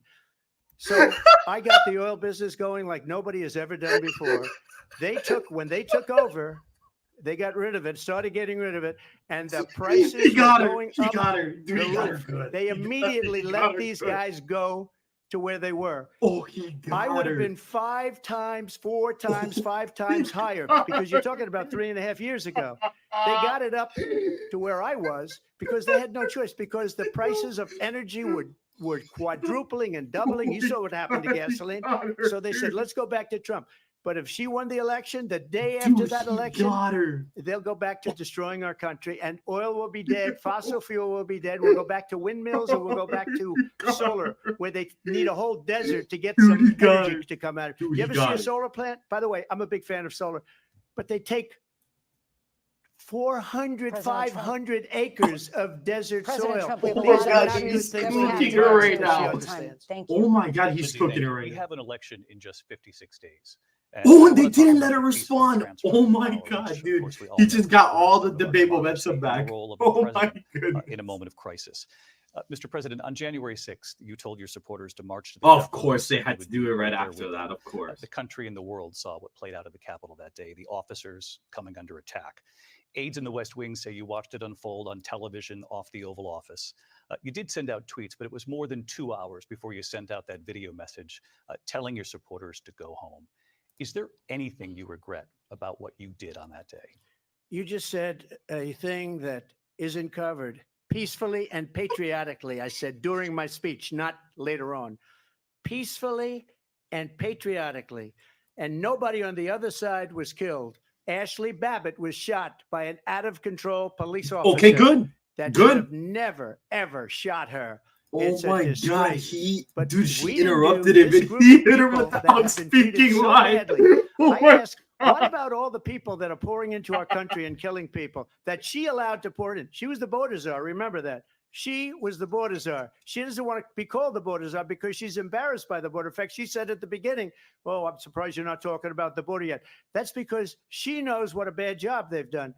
What about those people? When are they going to be prosecuted? When are these people from countries all over the world, not just South America? They're coming in from all over the world, David, all over the world. And crime rates are down all over the world because of it. But let me But just when ask are those, David, when are those people going to be prosecuted? When are the people that burned down Minneapolis going to be prosecuted? Or in He's Seattle? getting her good, They went guys. into Seattle. They took over a Guys, big percentage of the yep, city of there it Seattle. is. He's When are getting her those good people now. going to be prosecuted? But let me just ask You might ask her that question. You were the president. You were watching it unfold on television. It's a very simple question as we move forward toward another election. Is there anything you regret about what you did on that day? Oh, yes or I no? had nothing to do with that other than they asked me to make a speech. I showed up for a speech. I said, I think it's going to be big. I went to Nancy Pelosi and the mayor of Washington, D.C. Dude, get and him. The mayor put it back in writing, as you know. I Yes, said, yeah, this dude, is they're gonna be a wrong about very this. big He is right rally, or again. whatever you want to call She it. offered And again, it wasn't Nancy done by me. Pelosi It and was the done by mayor others. national I said, security, I'd like to give National you Guard, and they 10,000 refused National to Guard have it. or soldiers. They refused rejected me. the Nancy National Guard when he Pelosi offered it rejected to me. them. It was just 2 weeks So ago. Her it's daughter on has a them. tape of her saying she is fully responsible for what happened. They want to get rid of that tape. It would have never happened if Nancy he's cooking her Pelosi right and now. the mayor He's of cooking her right Washington now. did their jobs. I wasn't responsible for security. Nancy Pelosi was responsible. She Yup. didn't do her job. It's The true. question was about you as president, not about former Speaker Pelosi. But I do want Vice President Harris to respond here. I was at the Capitol on January 6th. I was the Uh-oh. vice president elect. I was also an acting senator. I was there. And on that day, the President of the United States incited a violent mob to attack our nation's capital, to desecrate our nation's capital. On that day, 140 law enforcement officers were injured, and some died. And understand, the former president has been indicted and impeached for exactly that reason. But this is not an isolated situation. Let's remember Charlottesville, where there was a mob of people carrying tiki torches, spewing anti-Semitic hate. And what did the president then at the time say? There were fine people on each side. Let's remember that when it came to the Proud Boys, a militia, the president said, the former president said, stand back and stand by. Oh, for no, she's everyone bringing this watching up. Are who you remembers serious? what January 6th was? Oh, come on. I say, we don't have to go back. Let's not go back. We're not going back. She is the It's time to turn the incumbent. page. And if that was a bridge too far for you, well, there is a place in our campaign for you to stand for country, to stand for our democracy, to stand for rule of law, and to end the chaos, and to end the approach that is about attacking the foundations of our democracy because you don't like the outcome. And be clear on that point. Donald Trump, the candidate, has said in this election there will be a bloodbath if this and the outcome of this election is not to his liking. Let's turn the page on this. Let's not go back. Let's chart a course for the future and not go backwards to the past. Let me just follow up here. It was a different term, and it was a term that related to energy because they have destroyed our energy business. That was where bloodbath was. Also, on Charlottesville, that story has been, as you would say, debunked. Laura Ingraham, Sean Hannity, Jesse, all of these people, they covered it. If they go an extra sentence, they will see it was perfect. It was debunked in almost every newspaper, but they still bring it up, just like they bring 2025 up. They bring all of this stuff up. I ask you this, you talk about the Capitol. Why are we allowing these millions of people to come through on the southern border? How come she's not doing anything? And I'll tell you what I would do, and I would be very proud to do it. I would say we would both leave this debate right now. I'd like to see her go down to Washington, D.C. during this debate because we're wasting a lot of time. Go down to, because she's been so bad, it's so ridiculous. Go down to Washington, D.C. and let her sign a bill to close up the border because they have the right to do it. They don't need bills. They have the right to do it. The president of the United States, you'll get him out of bed. You'll wake him up at 4 o'clock in the afternoon. Right. You'll say, come on down to the office. Let's sign a bill. If he signs a bill that the border is closed, all he has to do is say it to the Border Patrol, who are phenomenal. If they do that, the border is closed. Mr. Those President, people are killing many people, unlike J6. We talked immigration here tonight. I do want to focus on this next issue to both of you because it really brings us this into focus, truth in these times that we're living in. Mr. President, for 3.5 years after you lost the 2020 election, you repeatedly falsely claimed that you won, many times saying you won in a landslide. Oh, now I lost by a whisker. This debate. You have said, quote, you lost by a whisker, that you, quote, didn't quite make it, that you came up a little bit short. Too predictable. Are you now acknowledging that you lost in 2020? No, I don't acknowledge that at all. But I you said did that say sarcastically. That. You know that. It was said, oh, we lost by a whisker. That was said sarcastically. Look, yo, he there's so much proof. He knows how to finesse. Look at it, and they should have sent it back to the legislatures for approval. He's a good finesser. I'm not gonna lie. He didn't say that sarcastically. He knows how to finesse situations. He's good at that. You can't be beaten. He meant it. The election, people should never be thinking about it. An election is fraudulent. We need two things. We need walls. And we have to have it. We have to have borders, and we have to have good elections. Our elections are bad. And a lot of these illegal immigrants coming in, they're trying to get them to vote. They can't even speak English. They don't even know what country they're in practically. And these people are trying to get them to vote. And that's why they're allowing them to come into our country. I did watch all of these pieces of video. I didn't detect the sarcasm, lost by a whisker. We didn't quite make it.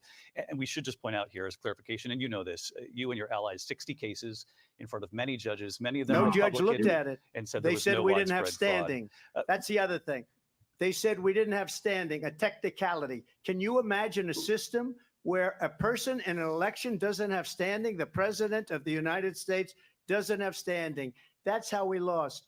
If you look at the facts, and I'd love to have you'll do a special on it. I'll show you Georgia, and I'll show you Wisconsin, and I'll show you Pennsylvania, and I'll show you. We have so many facts and statistics, but you know what?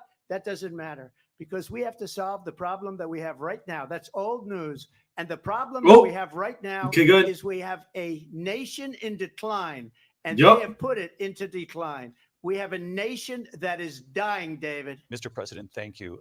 Vice President Harris. Okay, good. Good turnaround. That was good. That was a good turnaround. By Whisker, so he still believes he did not lose the election. That was won by President Biden and yourself.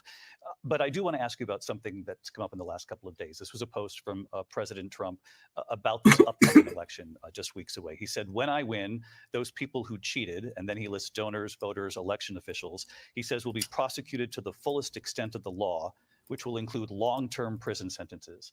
One of your campaign's top lawyers responded saying, we won't let Donald Trump intimidate us. We won't let him suppress the vote. Is that what you believe he's trying to do here? Donald Trump was fired by 81 million people. So let's be clear about that. And clearly he is having a very difficult time processing that.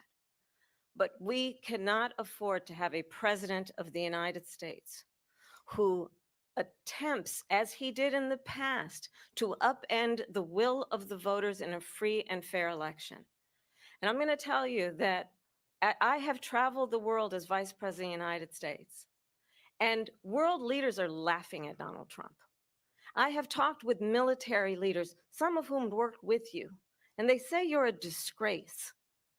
And when you then talk in this way in a presidential debate and deny what over and over again are court cases you have lost because you did in fact lose that election, it leads one to believe that perhaps we do not have in the candidate to my right the temperament or the ability to not be confused about fact.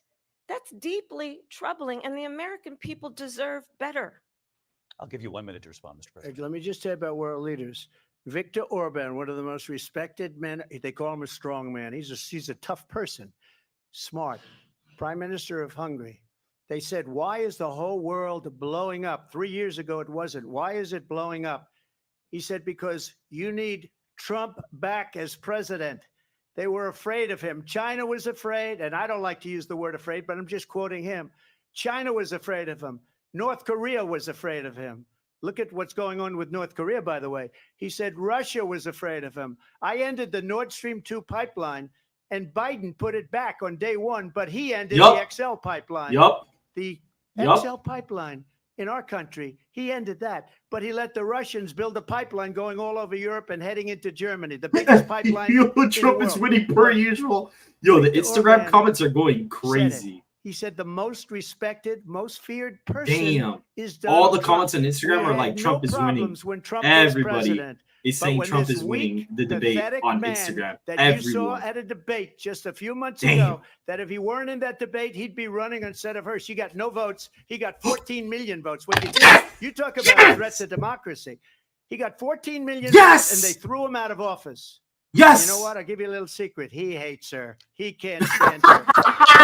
14 million votes. This is crazy. She got 0 votes. Yes. And when she ran, dude, it's true though. It's true because she was not the Democratically elected candidate. I don't understand it, but I'm okay with it because your time is I think we're going to do very well. We've got a lot more to Turning now to the Israel-Hamas war and the Oh hostages my who are still God, being held, yes. Americans among them. Dude, he got her. President Harris in Yes, he December got her. said, quote, Israel has a right to defend itself, but you added, quote, it matters how, saying international humanitarian law At least must be he's getting in respected. all his Israel points. must be He's more getting in all the protect points to innocent make civilians. this a draw. You said that 9 months ago. Now an estimated 40,000 Palestinians are dead. Nearly 100 hostages remain. Just last week, Prime Minister Benjamin Netanyahu said there's not a deal in the making.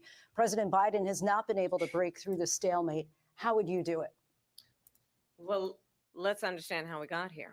On October 7, Hamas, a terrorist organization, slaughtered 1,200 Israelis. many of them young people who were simply attending a concert. Women were horribly raped. And so, absolutely, I said then, I say now, Israel has a right to defend itself. We would. And how it does so matters, because it is also true far too many innocent Palestinians have been killed, children, mothers. What we know is that this war must end. It must end immediately, and the way it will end is we need a ceasefire deal and we need the hostages out. And so we will continue to work around the clock on that. Work around the clock, also understanding that we must chart a course for a two-state solution. And in that solution, there must be security for the Israeli people and Israel, and an equal measure for the Palestinians. But the one thing I will assure you always, I will always give Israel the ability to defend itself, in particular as it relates to Iran and any threat that Iran and its proxies pose to Israel. But we must have a two-state solution where we can rebuild Gaza, where the Palestinians have security, self-determination, and the dignity they so rightly deserve. President There's been Trump, how no would you commercial negotiate breaks. with Netanyahu and also Hamas in order to get the hostages out and prevent the killing of more innocent civilians in Gaza? If I were president, it would have never started. If I were president, Russia would have never, ever, I know Putin very well, he would have never, and there was no threat of it either, by the way, for 4 years, have gone into Ukraine and killed millions of people when you add it up, far worse than people understand what's going on over there. But when she mentions about Israel, all of a sudden, she hates Israel. She wouldn't even meet with Netanyahu when he went to Congress to make a very important speech. She refused to be there because she was at a sorority party of hers. She wanted to go to the sorority party. She hates Israel. If she's president, I believe that Israel will not exist within 2 years from now. And I've been pretty good at predictions, and I hope I'm wrong about that one. She hates Israel. At the same time, in her own way, she hates the Arab population because the whole place is going to get blown up. Arabs, Jewish people, Israel will be gone. It would have never happened. Iran was broke under Donald Trump.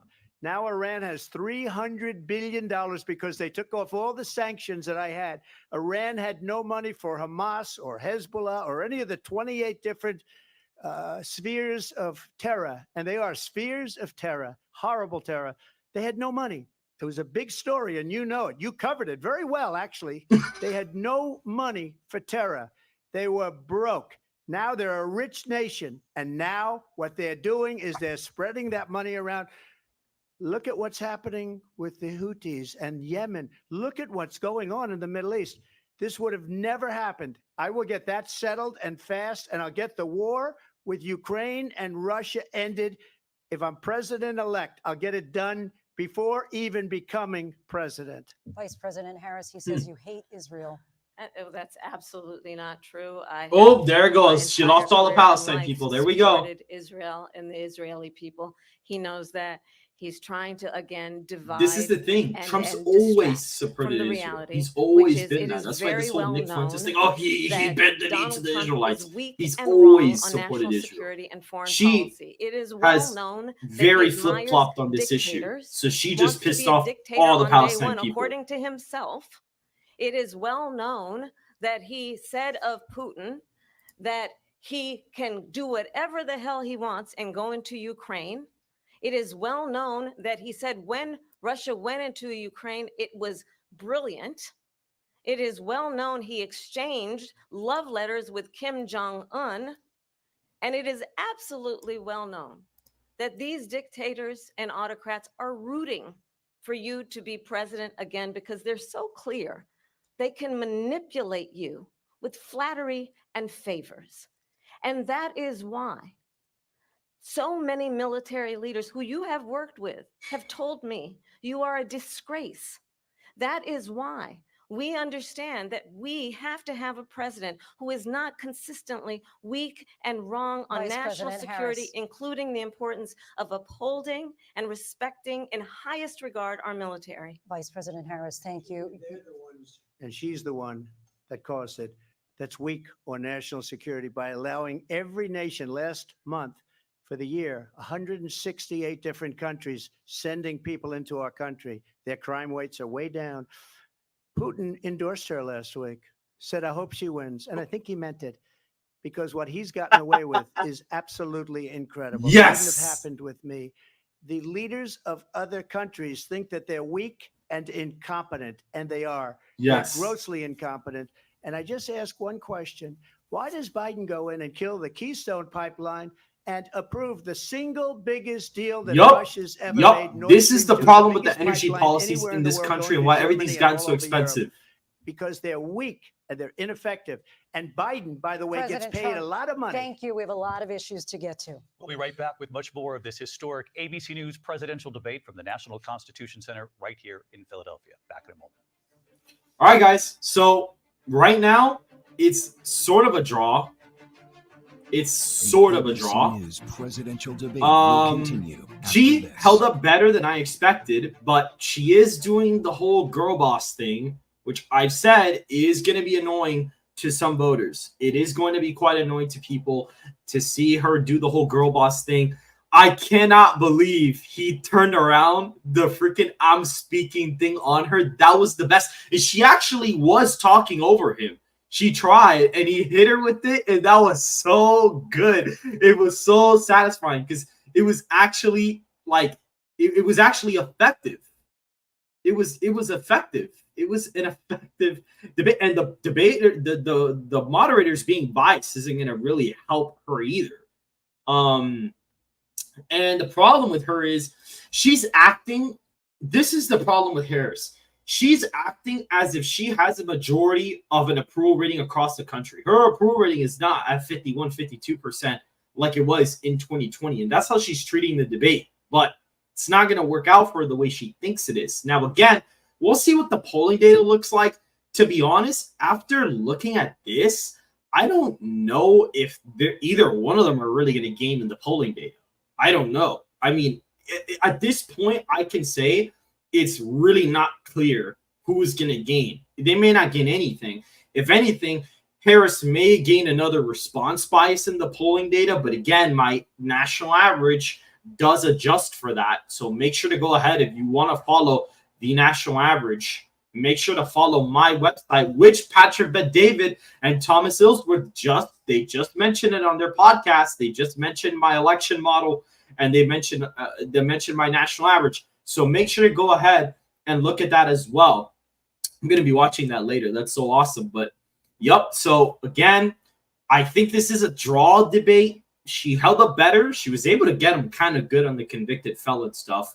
She was able to sort of be competitive with abortion, but with immigration and the economy, it's just killing her. And the problem is that when it comes to those, since they're not emotional arguments, people are not going to see those as wins for Trump, because it's like, oh my feelings are, my feelings, with the like, there's no feelings involved with the economy and immigration. It's a fact that they've let in illegals. It's a fact that the economy sucks. So he's beating her on the issues that are at the top priority of Americans, which he has the upper hand on. So I actually like the fact that he stuck to his guns. There were times where he could have mentioned stuff. He definitely could have mentioned some things earlier than expected. I did like that he came in with the alpha energy. He didn't he did not back down from, being aggressive, which I like the fact that he didn't. I like the fact that he didn't back down from that. So, yep. Like, honestly, it's like a draw. It's a draw. It's kind of a draw. Obviously, she's not mentally capacitated, so she's going to do better than, she's obviously going to do better than Biden. We all expected that. Now, she's not performing at the level that Hillary 2016 was, not even close. You could argue Hillary won pretty much all those debates except the last one where I think he hit her with the because you're going to jail. That's the one that she lost, even though the media will never accept that. But she did win the first two debates. And Biden won the first debate in 2020. Like, he outright won that debate because Trump just didn't handle himself properly. The second one, Trump and Biden tied. So really, this is one of his best performances. This is one of his best performances. I'd say his best performance in a debate is probably the last 2016 debate where he hit Hillary with the because I'm in jail line. That was the best one. The thing with Biden's is like he literally didn't even have to talk. He didn't have to say anything. So it's like, and yes, she's performing better in terms of what she's saying. But again, she's coming off very scripted, coming off very girl bossy, even though she's trying to restrain it. And it's not going to convert anybody to vote for her. But Donald Trump probably didn't really gain a lot of new voters either tonight. So even though I'd say Donald Trump is the slight favorite to have won this debate, the very slight favorite because he has an edge on the very key issues, I do think that it is no one's going to really gain any support, and Trump will still be ahead by 2.5 in the popular vote. We're now 2.5 years into this conflict. Mr. President, it has been the position of the Biden administration that we must defend Ukraine from Russia. She has notes, by the way, guys. You can see she has notes. She's writing stuff down. She has pre-written responses. They were both allowed a pen, water, and paper to write them. So she is literally writing pre-responded notes. How exactly would you do that? And I want to ask you a very simple question tonight. Do you want Ukraine to win this war? I want the war to stop. I want to save lives that are being uselessly, people being killed by the millions. It's the millions. It's so much worse than the numbers that you're getting, which are fake numbers. Look, we're in for 250 billion or more because they don't ask Europe, which is a much bigger beneficiary to getting this thing done than we are. They're in for $150 billion less because Biden and you don't have the courage to ask Europe like I did with NATO. They paid billions and billions, hundreds of billions of dollars when I said, either you pay up or we're not going to protect you anymore. So that's maybe one of the reasons they don't like me as much as they like weak people. But you take a look at what's happening. We're in for 250 to 275 billion. They're into 100 to 150. They should be forced to equalize. With that being said, I want to get the war settled. I know Zelensky very well, and I know Putin very well. I have a good relationship, and they respect your president, okay? They respect me. They don't respect Biden. How would you respect him? Why? For what reason? He hasn't even made a phone call in 2 years to Putin, hasn't spoken to anybody. They don't even try and get it. That is a war that's dying to be settled. I will get it settled before I even become president. If I win, when I'm president-elect, and what I'll do is I'll speak to one, I'll speak to the other, I'll get them together. That war would have never happened. And in fact, when I saw Putin after I left, unfortunately left because our country has gone to hell. But after I left, when I saw him building up soldiers, he did it after I left. I said, oh, he must be negotiating. It must be a good, strong point of negotiation. Well, it wasn't, because Biden had no idea how to talk to him. He had no idea how to stop it. And now you have millions of people dead, and it's only getting worse, and it could lead to World War III. Don't kid yourself, David. We're playing with World War III, and we have a president that we don't even know if he's. Where is our president? We don't even know if he's a president. And just to clarify they threw him out of a campaign like a dog. We don't even know. Is he our president? But we have a president, Mr. President, that doesn't know he's alive. Your time is up. Just to clarify in the question, do you believe it's in the U.S. best interest for Ukraine to win this war? Yes or no? I think it's the U.S. best interest to get this war finished and just get it done. All right. Negotiate a deal, because we have to stop all of these human lives from being destroyed. I want to take this to Vice President Harris. I want to get your thoughts on support for Ukraine in this moment, but also as Commander-in-Chief, if elected, how would you deal with Vladimir Putin, and would it be any different from what we're seeing from President Biden? Well, first of all, it's important to remind the former president, you're not running against Joe Biden, you're running against me. I believe the reason that Donald Trump says that this war would be over within 24 hours is because he would just give it up. And that's not who we are as Americans. Let's understand what happened here. I actually met with Zelensky a few days before Russia invaded, tried through force to change territorial boundaries, to defy one of the most important international rules and norms, which is the importance of sovereignty and territorial integrity. And I met with President Zelensky. I shared with him American intelligence about how he could defend himself. Days later, I went to NATO's eastern flank, to Poland and Romania. And through the work that I and others did, we brought 50 countries together to support Ukraine in its righteous defense. And because of our support, because of the air defense, the ammunition, the artillery, the javelins, the Abrams tanks that we have provided, Ukraine stands as an independent and free country. If Donald Trump were president, Putin would be sitting in Kyiv right now. And understand what that would mean, because Putin's agenda is not just about Ukraine. Understand why the European allies and our NATO allies are so thankful that you are no longer president, and that we understand the importance of the greatest military alliance the world has ever known, which is NATO, and what we have done to preserve the ability of Zelensky and the Ukrainians to fight for their independence. Otherwise, Putin would be sitting in Kyiv with his eyes on the rest of Europe, starting with Poland. And why don't you tell the 800,000 Polish Americans right here in Pennsylvania how quickly you would give up for the sake of favor and what you think is a friendship with what is known to be a dictator who would eat you for lunch. Vice President Harris, thank you. We've heard from both of you on Ukraine tonight. What did she came up in the last hour? I wanted her to respond to something you said earlier, and I'll give you a minute here. Putin would be sitting in Moscow, and he wouldn't have lost 300,000 men and women, but he would have been sitting in Moscow. Quiet, please. He would have been sitting in Moscow. He got her ass again. But eventually, dude, she's interrupting him. She can't help herself. He hasn't interrupted her one time. Nuclear weapons. Nobody ever thinks. She interrupts him. And eventually, maybe he'll use them, and maybe he hasn't been that threatening, but he does have that. Something we don't even like to talk about. Nobody likes to talk about it. But just so you understand, they sent her to negotiate peace before this war started. 3 days later, he went in and he started the war because everything they said was weak and stupid. They said the wrong things. That war should have never started. She was the emissary. They sent her in to negotiate with Zelensky and Putin, and she did.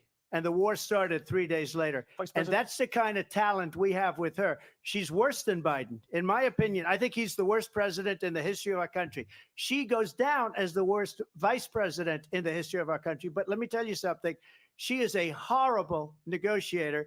They sent her in to negotiate. As soon as they left, Putin did the invasion. President Trump, thank you. You did bring up something. You said she went to negotiate with Vladimir Putin. Vice President Harris, have you ever met Vladimir Putin? Can you clarify tonight? Yet again, I said it at the beginning of this debate, you're going to hear a bunch of lies coming from this fellow. And that is another one. When I went to meet with President Zelensky, I've now met with him over 5 times. The reality is it has been about standing as America always should, as a leader upholding international rules and norms, as a leader who shows strength, understanding that the alliances we have around the world are dependent on our ability to look out for our friends and not favor our enemies because you adore strongmen instead of caring about democracy. And that is very much what is at stake here. The President of the United States is commander-in-chief. And the American people have a right to rely on a president who understands the significance of America's role and responsibility in terms of ensuring that there is stability and ensuring we stand up for our principles and not sell them for the benefit of personal flattery. We've talked about Ukraine and Vladimir Putin. I do want to talk about Afghanistan. It came up in the first hour of this debate. I want to move on to Afghanistan. Stoltenberg said Trump did the most amazing thing I've ever seen. He got these countries, the 28 countries at the time, to pay up. He said, I've never seen. He's the head of NATO. He said, I've never seen. For years, we were paying almost all of NATO. We were being ripped off by European nations, both on trade and on NATO.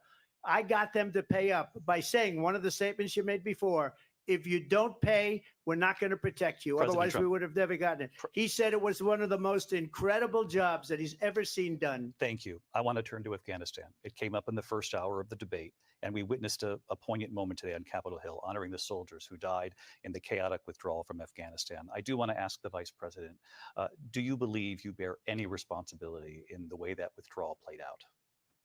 Well, I will tell you, I agreed with President Biden's decision to pull out of Afghanistan. 4 presidents said they would, and Joe Biden did. And as a result, America's taxpayers are not paying the $300 million a day we were paying for that endless war. And as of today, there is not one member of the United States military who is in active duty in a combat zone in any war zone around the world, the first time this century. But let's understand how we got to where we are. Donald Trump, when he was president, negotiated one of the weakest deals you can imagine. He calls himself a deal maker. Even his national security advisor said it was a weak, terrible deal. And here's how it went down. He bypassed the Afghan government. He negotiated directly with a terrorist organization called the Taliban.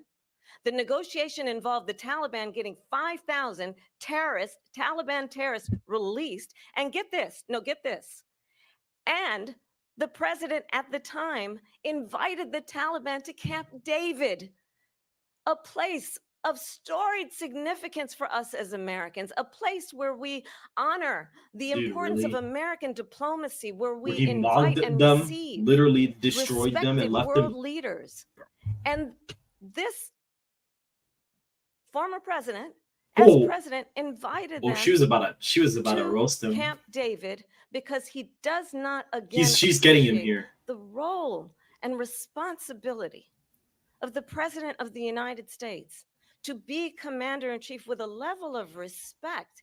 And this gets back to the point of how he has consistently disparaged and demeaned members of our military, fallen soldiers, and the work that we must do to uphold the strength and the respect of the United States of America around the world. Vice President Harris, thank you. President Trump, your response to her saying that you began the negotiations with the Taliban. So if you take a look at that period of time, the Taliban was killing our soldiers, a lot of them, with snipers.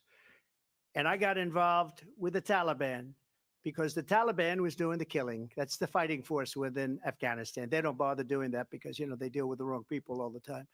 But I got involved. Bro, why would he say that? Abdul, it's not gonna. It makes sense to me, but it's not gonna make sense to regular people. And I told Abdul, don't do it anymore. You do it anymore, you're gonna have problems. And he said, why do you send me a picture of my house? I said, you're gonna have to figure that out, Abdul. And for 18 months, we had nobody killed. Yo, that's so base. It was a very good agreement. Yo, he brought up Abdul. Yo. We were getting out. We would have been out faster than them, but we wouldn't have lost the soldiers. We wouldn't have left many Americans behind, and we wouldn't have left $85 billion worth of brand new, beautiful military equipment behind. And just to finish, they blew it. The agreement said you have to do this, and they didn't do it. The agreement was terminated by us because they didn't do what they were supposed to do. I want to move on. And these people did the worst withdrawal, and in my opinion, the most embarrassing moment in the history of our country. And by the way, that's why Russia attacked Ukraine, because they saw how incompetent she and her boss are. President Trump, thank you. I want to move on now to race and politics in this country. Mr. President, you recently said of Vice President Harris, quote, I didn't know she was black until a number of years ago. Oh, no, they brought this up. Oh, no, she's going to cook him. I want to ask a bigger picture question. Of course they brought this up. Why do you believe it's appropriate to weigh in on the racial identity of your opponent? I don't, and I don't care. I don't care what she is. I don't care. You make a big deal out of something. I couldn't care less. Whatever she wants to do is okay he didn't with give a me. good response. But those were your words. So I don't know. I mean, all I can say is I read where she was not black, that she put out, and I'll say that. And then I read that she was black, and that's okay. Oh, was why okay is with he me. so? Yeah, no, she's gonna get him here. This is your thoughts on this? I think it's. I mean, honestly, I think it's a tragedy that we have someone who wants to Oh, be why president would? who has consistently, Oh over the no, course yeah, of he his messed up career, there. attempted to use race to divide the American people.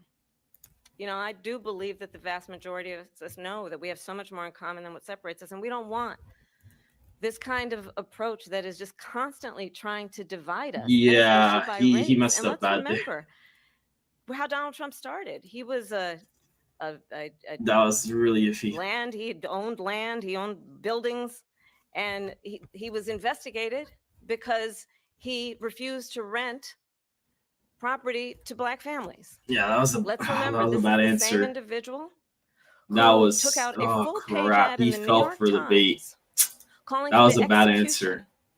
of 5 young Black and Latino Mm. boys who were innocent, the Central Park 5.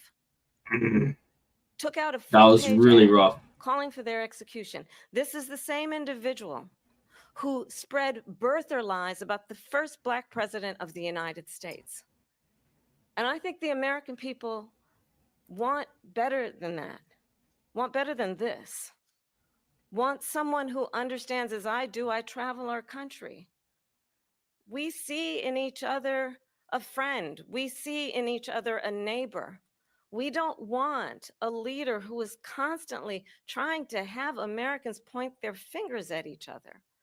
I meet with people all the time who tell me, can we please just have discourse about how we're going to invest in the aspirations and the ambitions and the dreams of the American people? Knowing that regardless of people's color or the language their grandmother speaks, we all have the same dreams and aspirations and want a president who invests in those, not in hate and division. Vice President Harris, thank you. Lindsay? President Trump, this is now your third time. This is the most divisive presidency in the history of our country. There's never been anything like it. They're destroying our country, and they come up with things like what she just said. Going back many, many years, when a lot of people, including Mayor Bloomberg, agreed with me on the Central Park 5, they admitted, they said, they pled guilty. And I said, well, if they pled guilty, they badly hurt a person, killed a person ultimately. And if they pled guilty, then they pled, we're not guilty.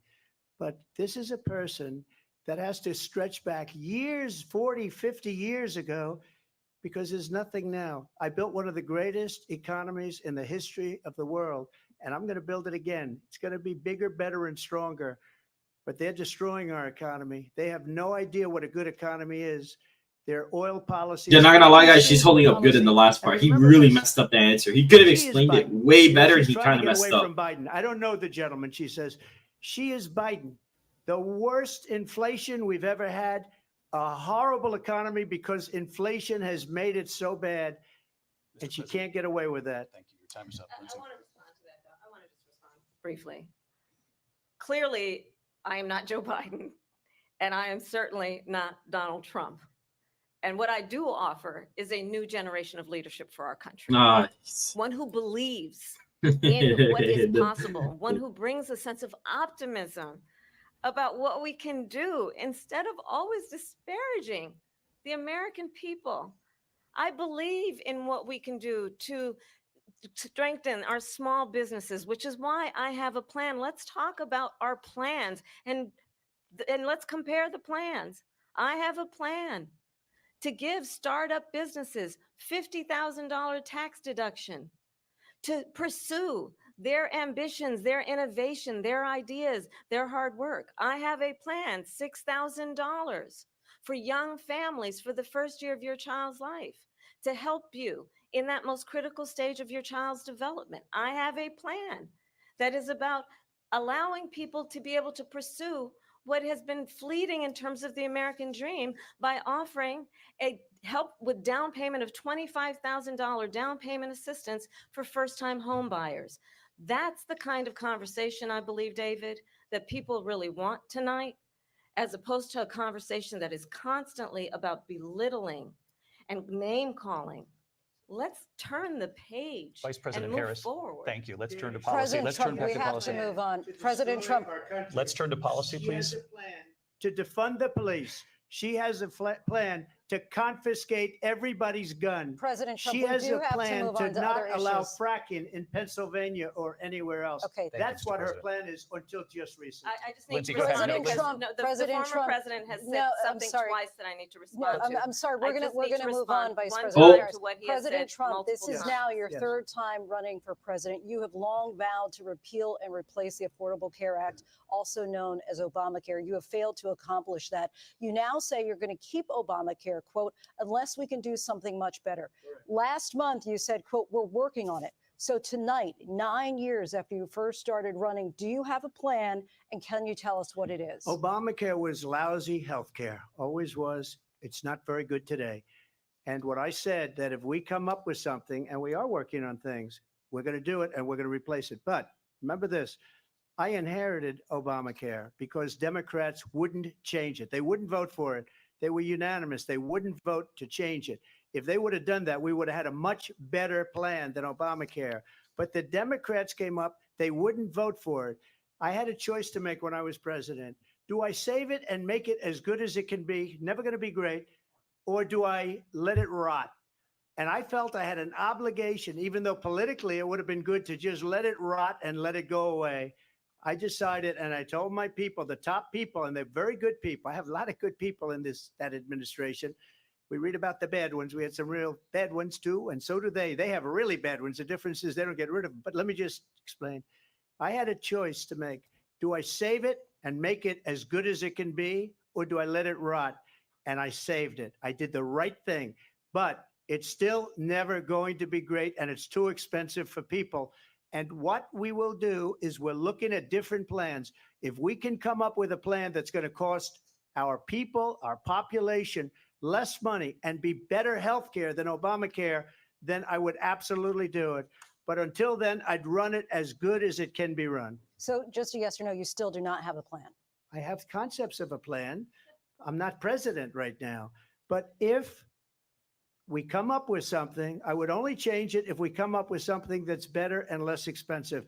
And there are concepts and options we have to do that. And you'll be hearing about it in the not too distant future. Vice President Harris, in 2017, you supported Bernie Sanders' proposal to do away with private insurance and create a government-run healthcare system.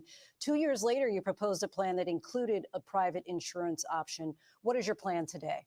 Well, first of all, I absolutely support, and over the last 4 years as vice president, private healthcare options. But what we need to do is maintain and grow the Affordable Care Act. But I'll get to that, Lindsay. I just need to respond to a previous point that the former president has made. I've made very clear my position on fracking.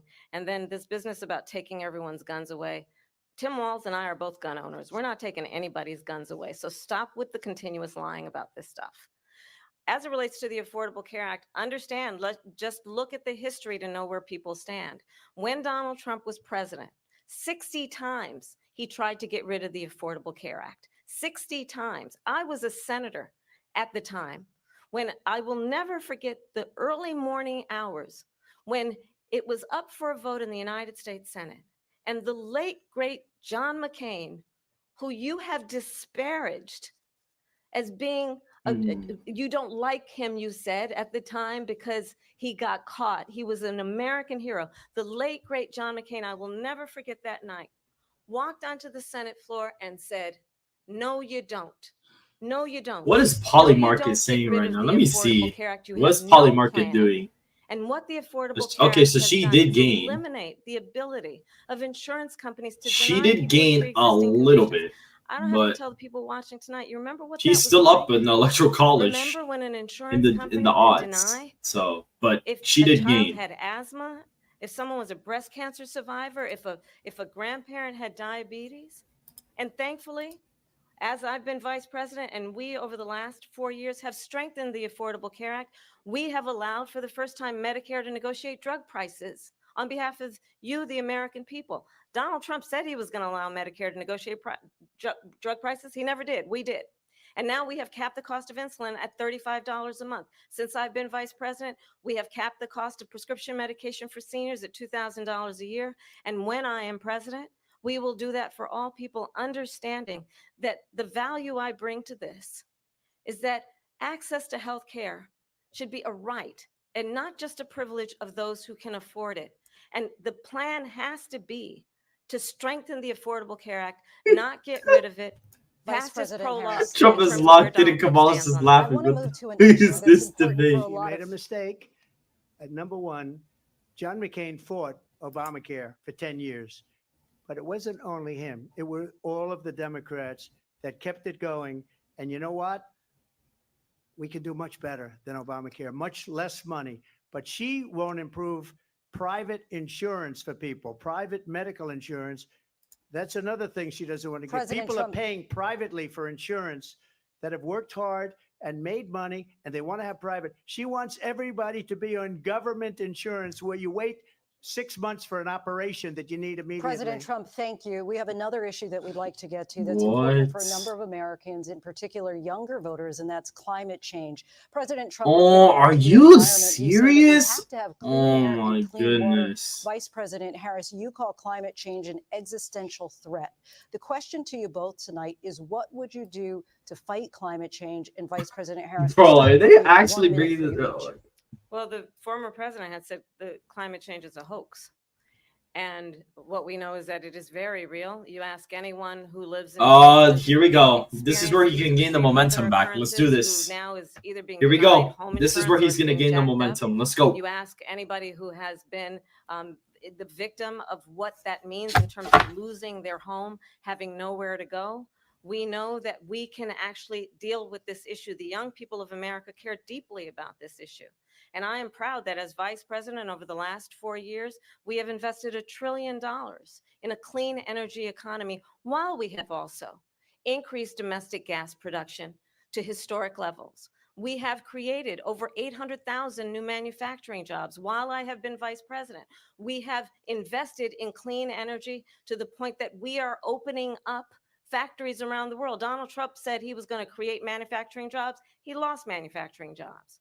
And I'm also proud to have the endorsement of the United Auto Workers and Sean Fain, who also know that part of building a clean energy economy includes investing in American-made products, American automobiles. It includes growing what we can do around American manufacturing and opening up auto plants, not closing them like happened under Donald Trump. Vice President Harris, thank you. That didn't happen under Donald Trump. Let me just tell you, they lost 10,000 manufacturing jobs this last month. It's going, they're all leaving. They're building big auto plants in Mexico, in many cases owned by China. They're building these massive plants, and they think they're going to sell their cars into the United States because of these people. What they have given to China is unbelievable. But we're not going to let that. We'll put tariffs on those cars so they can't come into our country, because they will kill the United Auto Workers and any auto worker, whether it's in Detroit or South Carolina or any other place. What they've done to business and manufacturing in this country is horrible.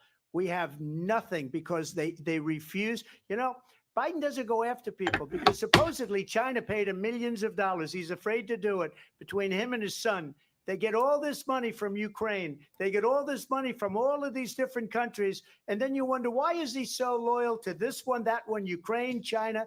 Why is he? Why did he get $3.5 million from the mayor of Moscow's wife? Why did she pay him $3.5 million? This is a crooked administration, and they're selling our country down the tubes. President Trump, thank you. Thank you. We'll be right back with closing statements from both of our candidates. There we go. Historic night, this ABC News presidential debate from Philadelphia. There we go. The closing, and he's gonna have the closing statement. So, all right, here we go, guys. So, the ABC News presidential debate will continue after this.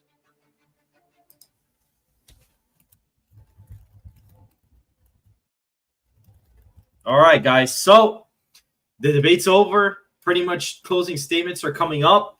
In my opinion, this was effectively a draw or a slight Harris win. And the reason why I'm going to say it's a slight Harris win is because of the fact that she'll probably gain undecideds from this. She's probably going to gain a little bit of voters from this.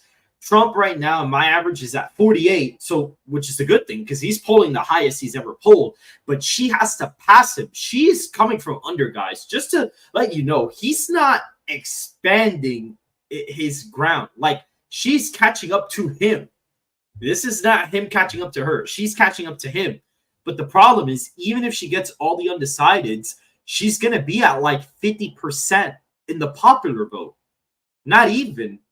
She'd be at like 49. She'd be winning the popular vote by like a point. And that doesn't guarantee her the electoral college. So even if she were to gain all the undecideds today, out of the 3% undecided, it's not even guaranteed she'd win the electoral college. So from this perspective, she's really behind in the electoral college. Now, do I think she's going to gain? It's possible she does. We'll see what the polling data looks like. SoCal Strategies is going to be going into the field. But I'd say this is a draw. She held up. She held up on some talking points. She got him good on the convicted felon. The racial question didn't help him. The abortion thing, she was able to kind of do convicted felon. She got him on. She got him on a couple things like the Taliban. Bringing them to Camp David was kind of a smart move. So she was able to get him. But Trump also put up a decent performance. It wasn't great, but it wasn't bad. That's the thing about Trump's performances. He never does amazing. He just does well enough, but he put a decent performance on. Could he have been better? Yeah, he could have been better. But he did get in some funny moments in the debate. He used the "I'm speaking against her." That was pretty funny.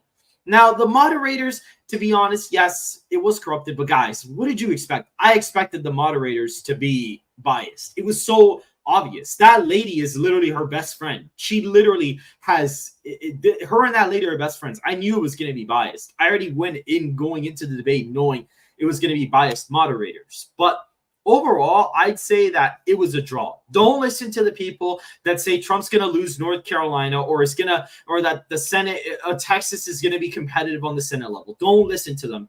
Please do not listen to them. It's not true. The Senate is not going to be competitive.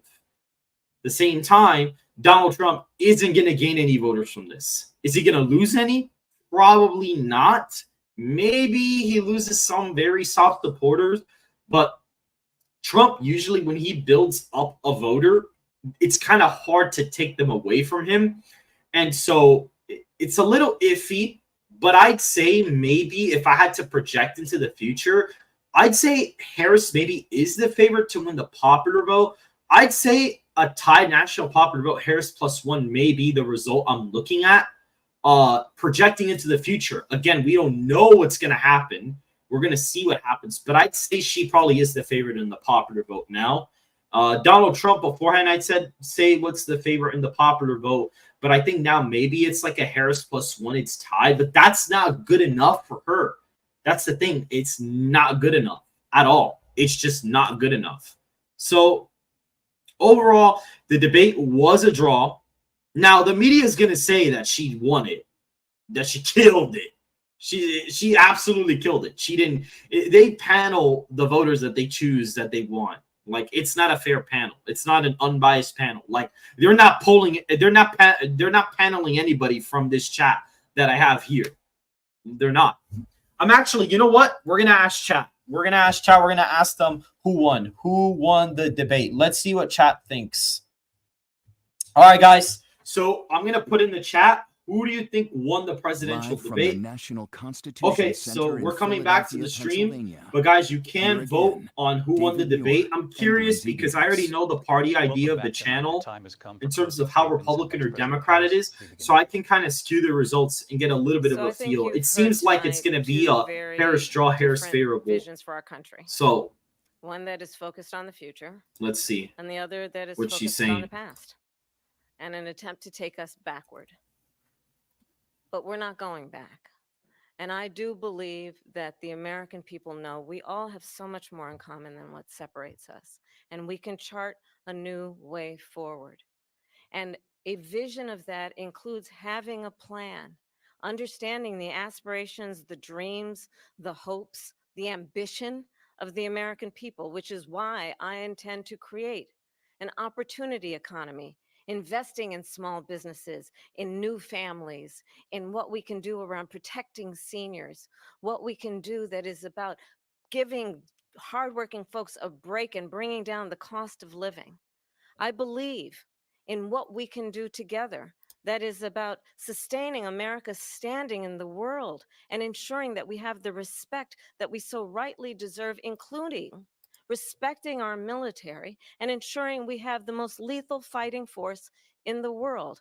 I will be a president that will protect our fundamental rights and freedoms, including the right of a woman to make decisions about her own body and not have her government tell her what to do. I'll tell you, I started my career as a prosecutor. I was a DA, I was an attorney general, a United States senator, and now vice president. I've only had one client, the people. And I'll tell you, as a prosecutor, I never asked a victim or a witness, are you a Republican or a Democrat? The only thing I ever asked them, are you okay? And that's the kind of president we need right now. Someone who cares about you and is not putting themselves first. I intend to be a president for all Americans and focus on what we can do over the next 10 and 20 years to build back up our country by investing right now in you, the American people. Vice President Harris, thank you. President Trump? So she just started by saying she's going to do this, she's going to do that, she's going to do all these wonderful things. Why hasn't she done it? She's been there for 3.5 years. They've had 3.5 years to fix the border.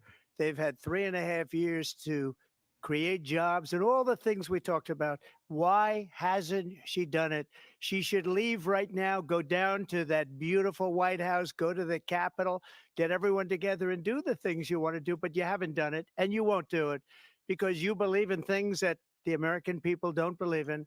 You believe in things like we're not going to frack, we're not going to take fossil fuel, we're not going to do things that are going to make this country strong, whether you like it or not.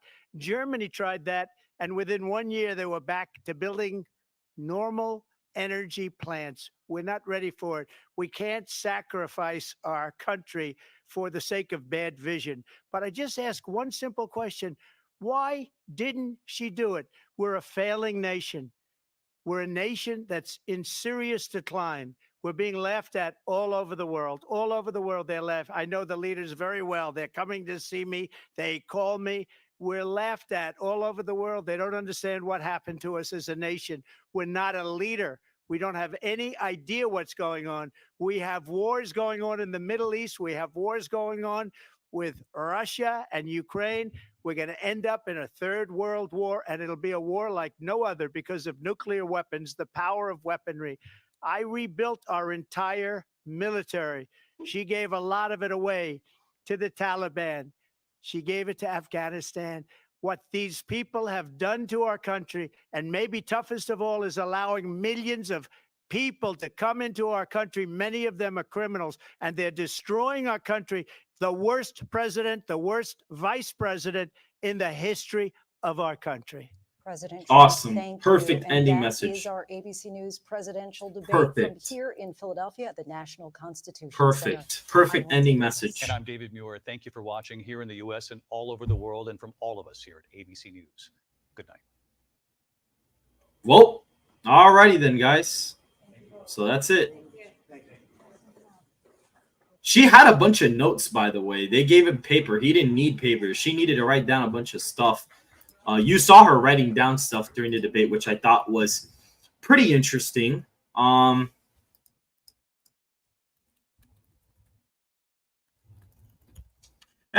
are already tagging me saying, oh, what do you feel about Trump having his worst performance ever? No, it was not. It was not his worst performance. The end of the debate, she kind of caught up to him, but it was a draw.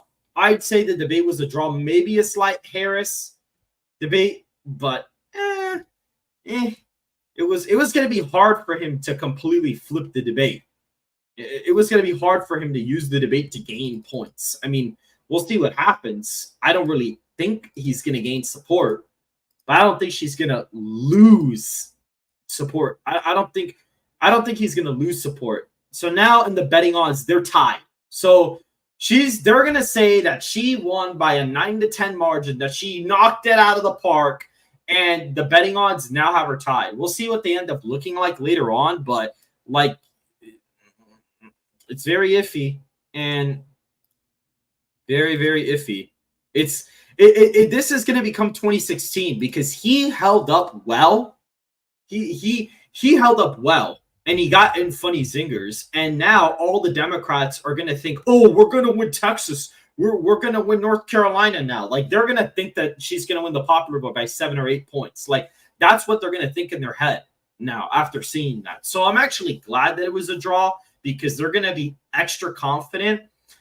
Now, I can't admit he's going to lose his lead in the popular vote. That's my hypothesis. I believe he's going to lose his lead in the popular vote after watching this. I think it's going to be tied, or she'll be up by 1, maybe 2, but that's not enough to win the Electoral College. And that's the thing. Biden had such a low floor that, and the only reason why this was a tie, to be honest, is because Harris is not really likable. Like, if they put up somebody else, I'm not going to lie, they would have probably been the favorite to win this debate. But Harris is one of the most unlikable people you could have put up against Trump, to the point where I think maybe both of them were just as likable / unlikable. Like, the way, this is how you know this is a draw. I'm going to just say this right now. The way you know this is a draw is that both sides are saying that both of their sides are saying that their candidates did well. That's how you know it's a draw. If Harris was like outright winning this, literally ready to go, and everybody would be like, oh no, we're cooked. And if Trump outright won the debate, even some liberals would be like, oh, it's a draw, guys. On social media, both sides are saying that their candidate did great. Neither candidate did great. Trump didn't do great. She didn't do great. But at the end of the day, it was a draw. We'll see what happens. She's probably going to pick up some undecideds, roughly give or take. She may pick up some of the undecideds, but it's still going to be a probably D+1 to tie national popular vote, which isn't going to be good enough. It's just not going to be good enough. It's not going to be good enough, and we'll see what happens. We'll see.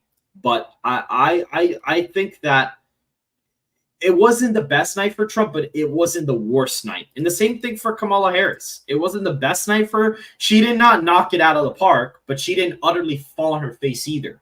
So we'll see what the post commentary is. I'm going to be checking out some of the stuff. We'll obviously be making videos about it.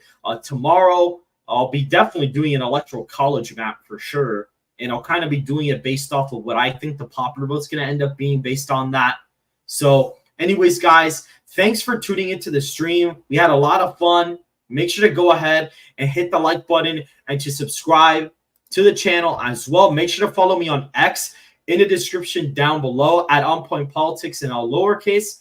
And see you guys very, very soon.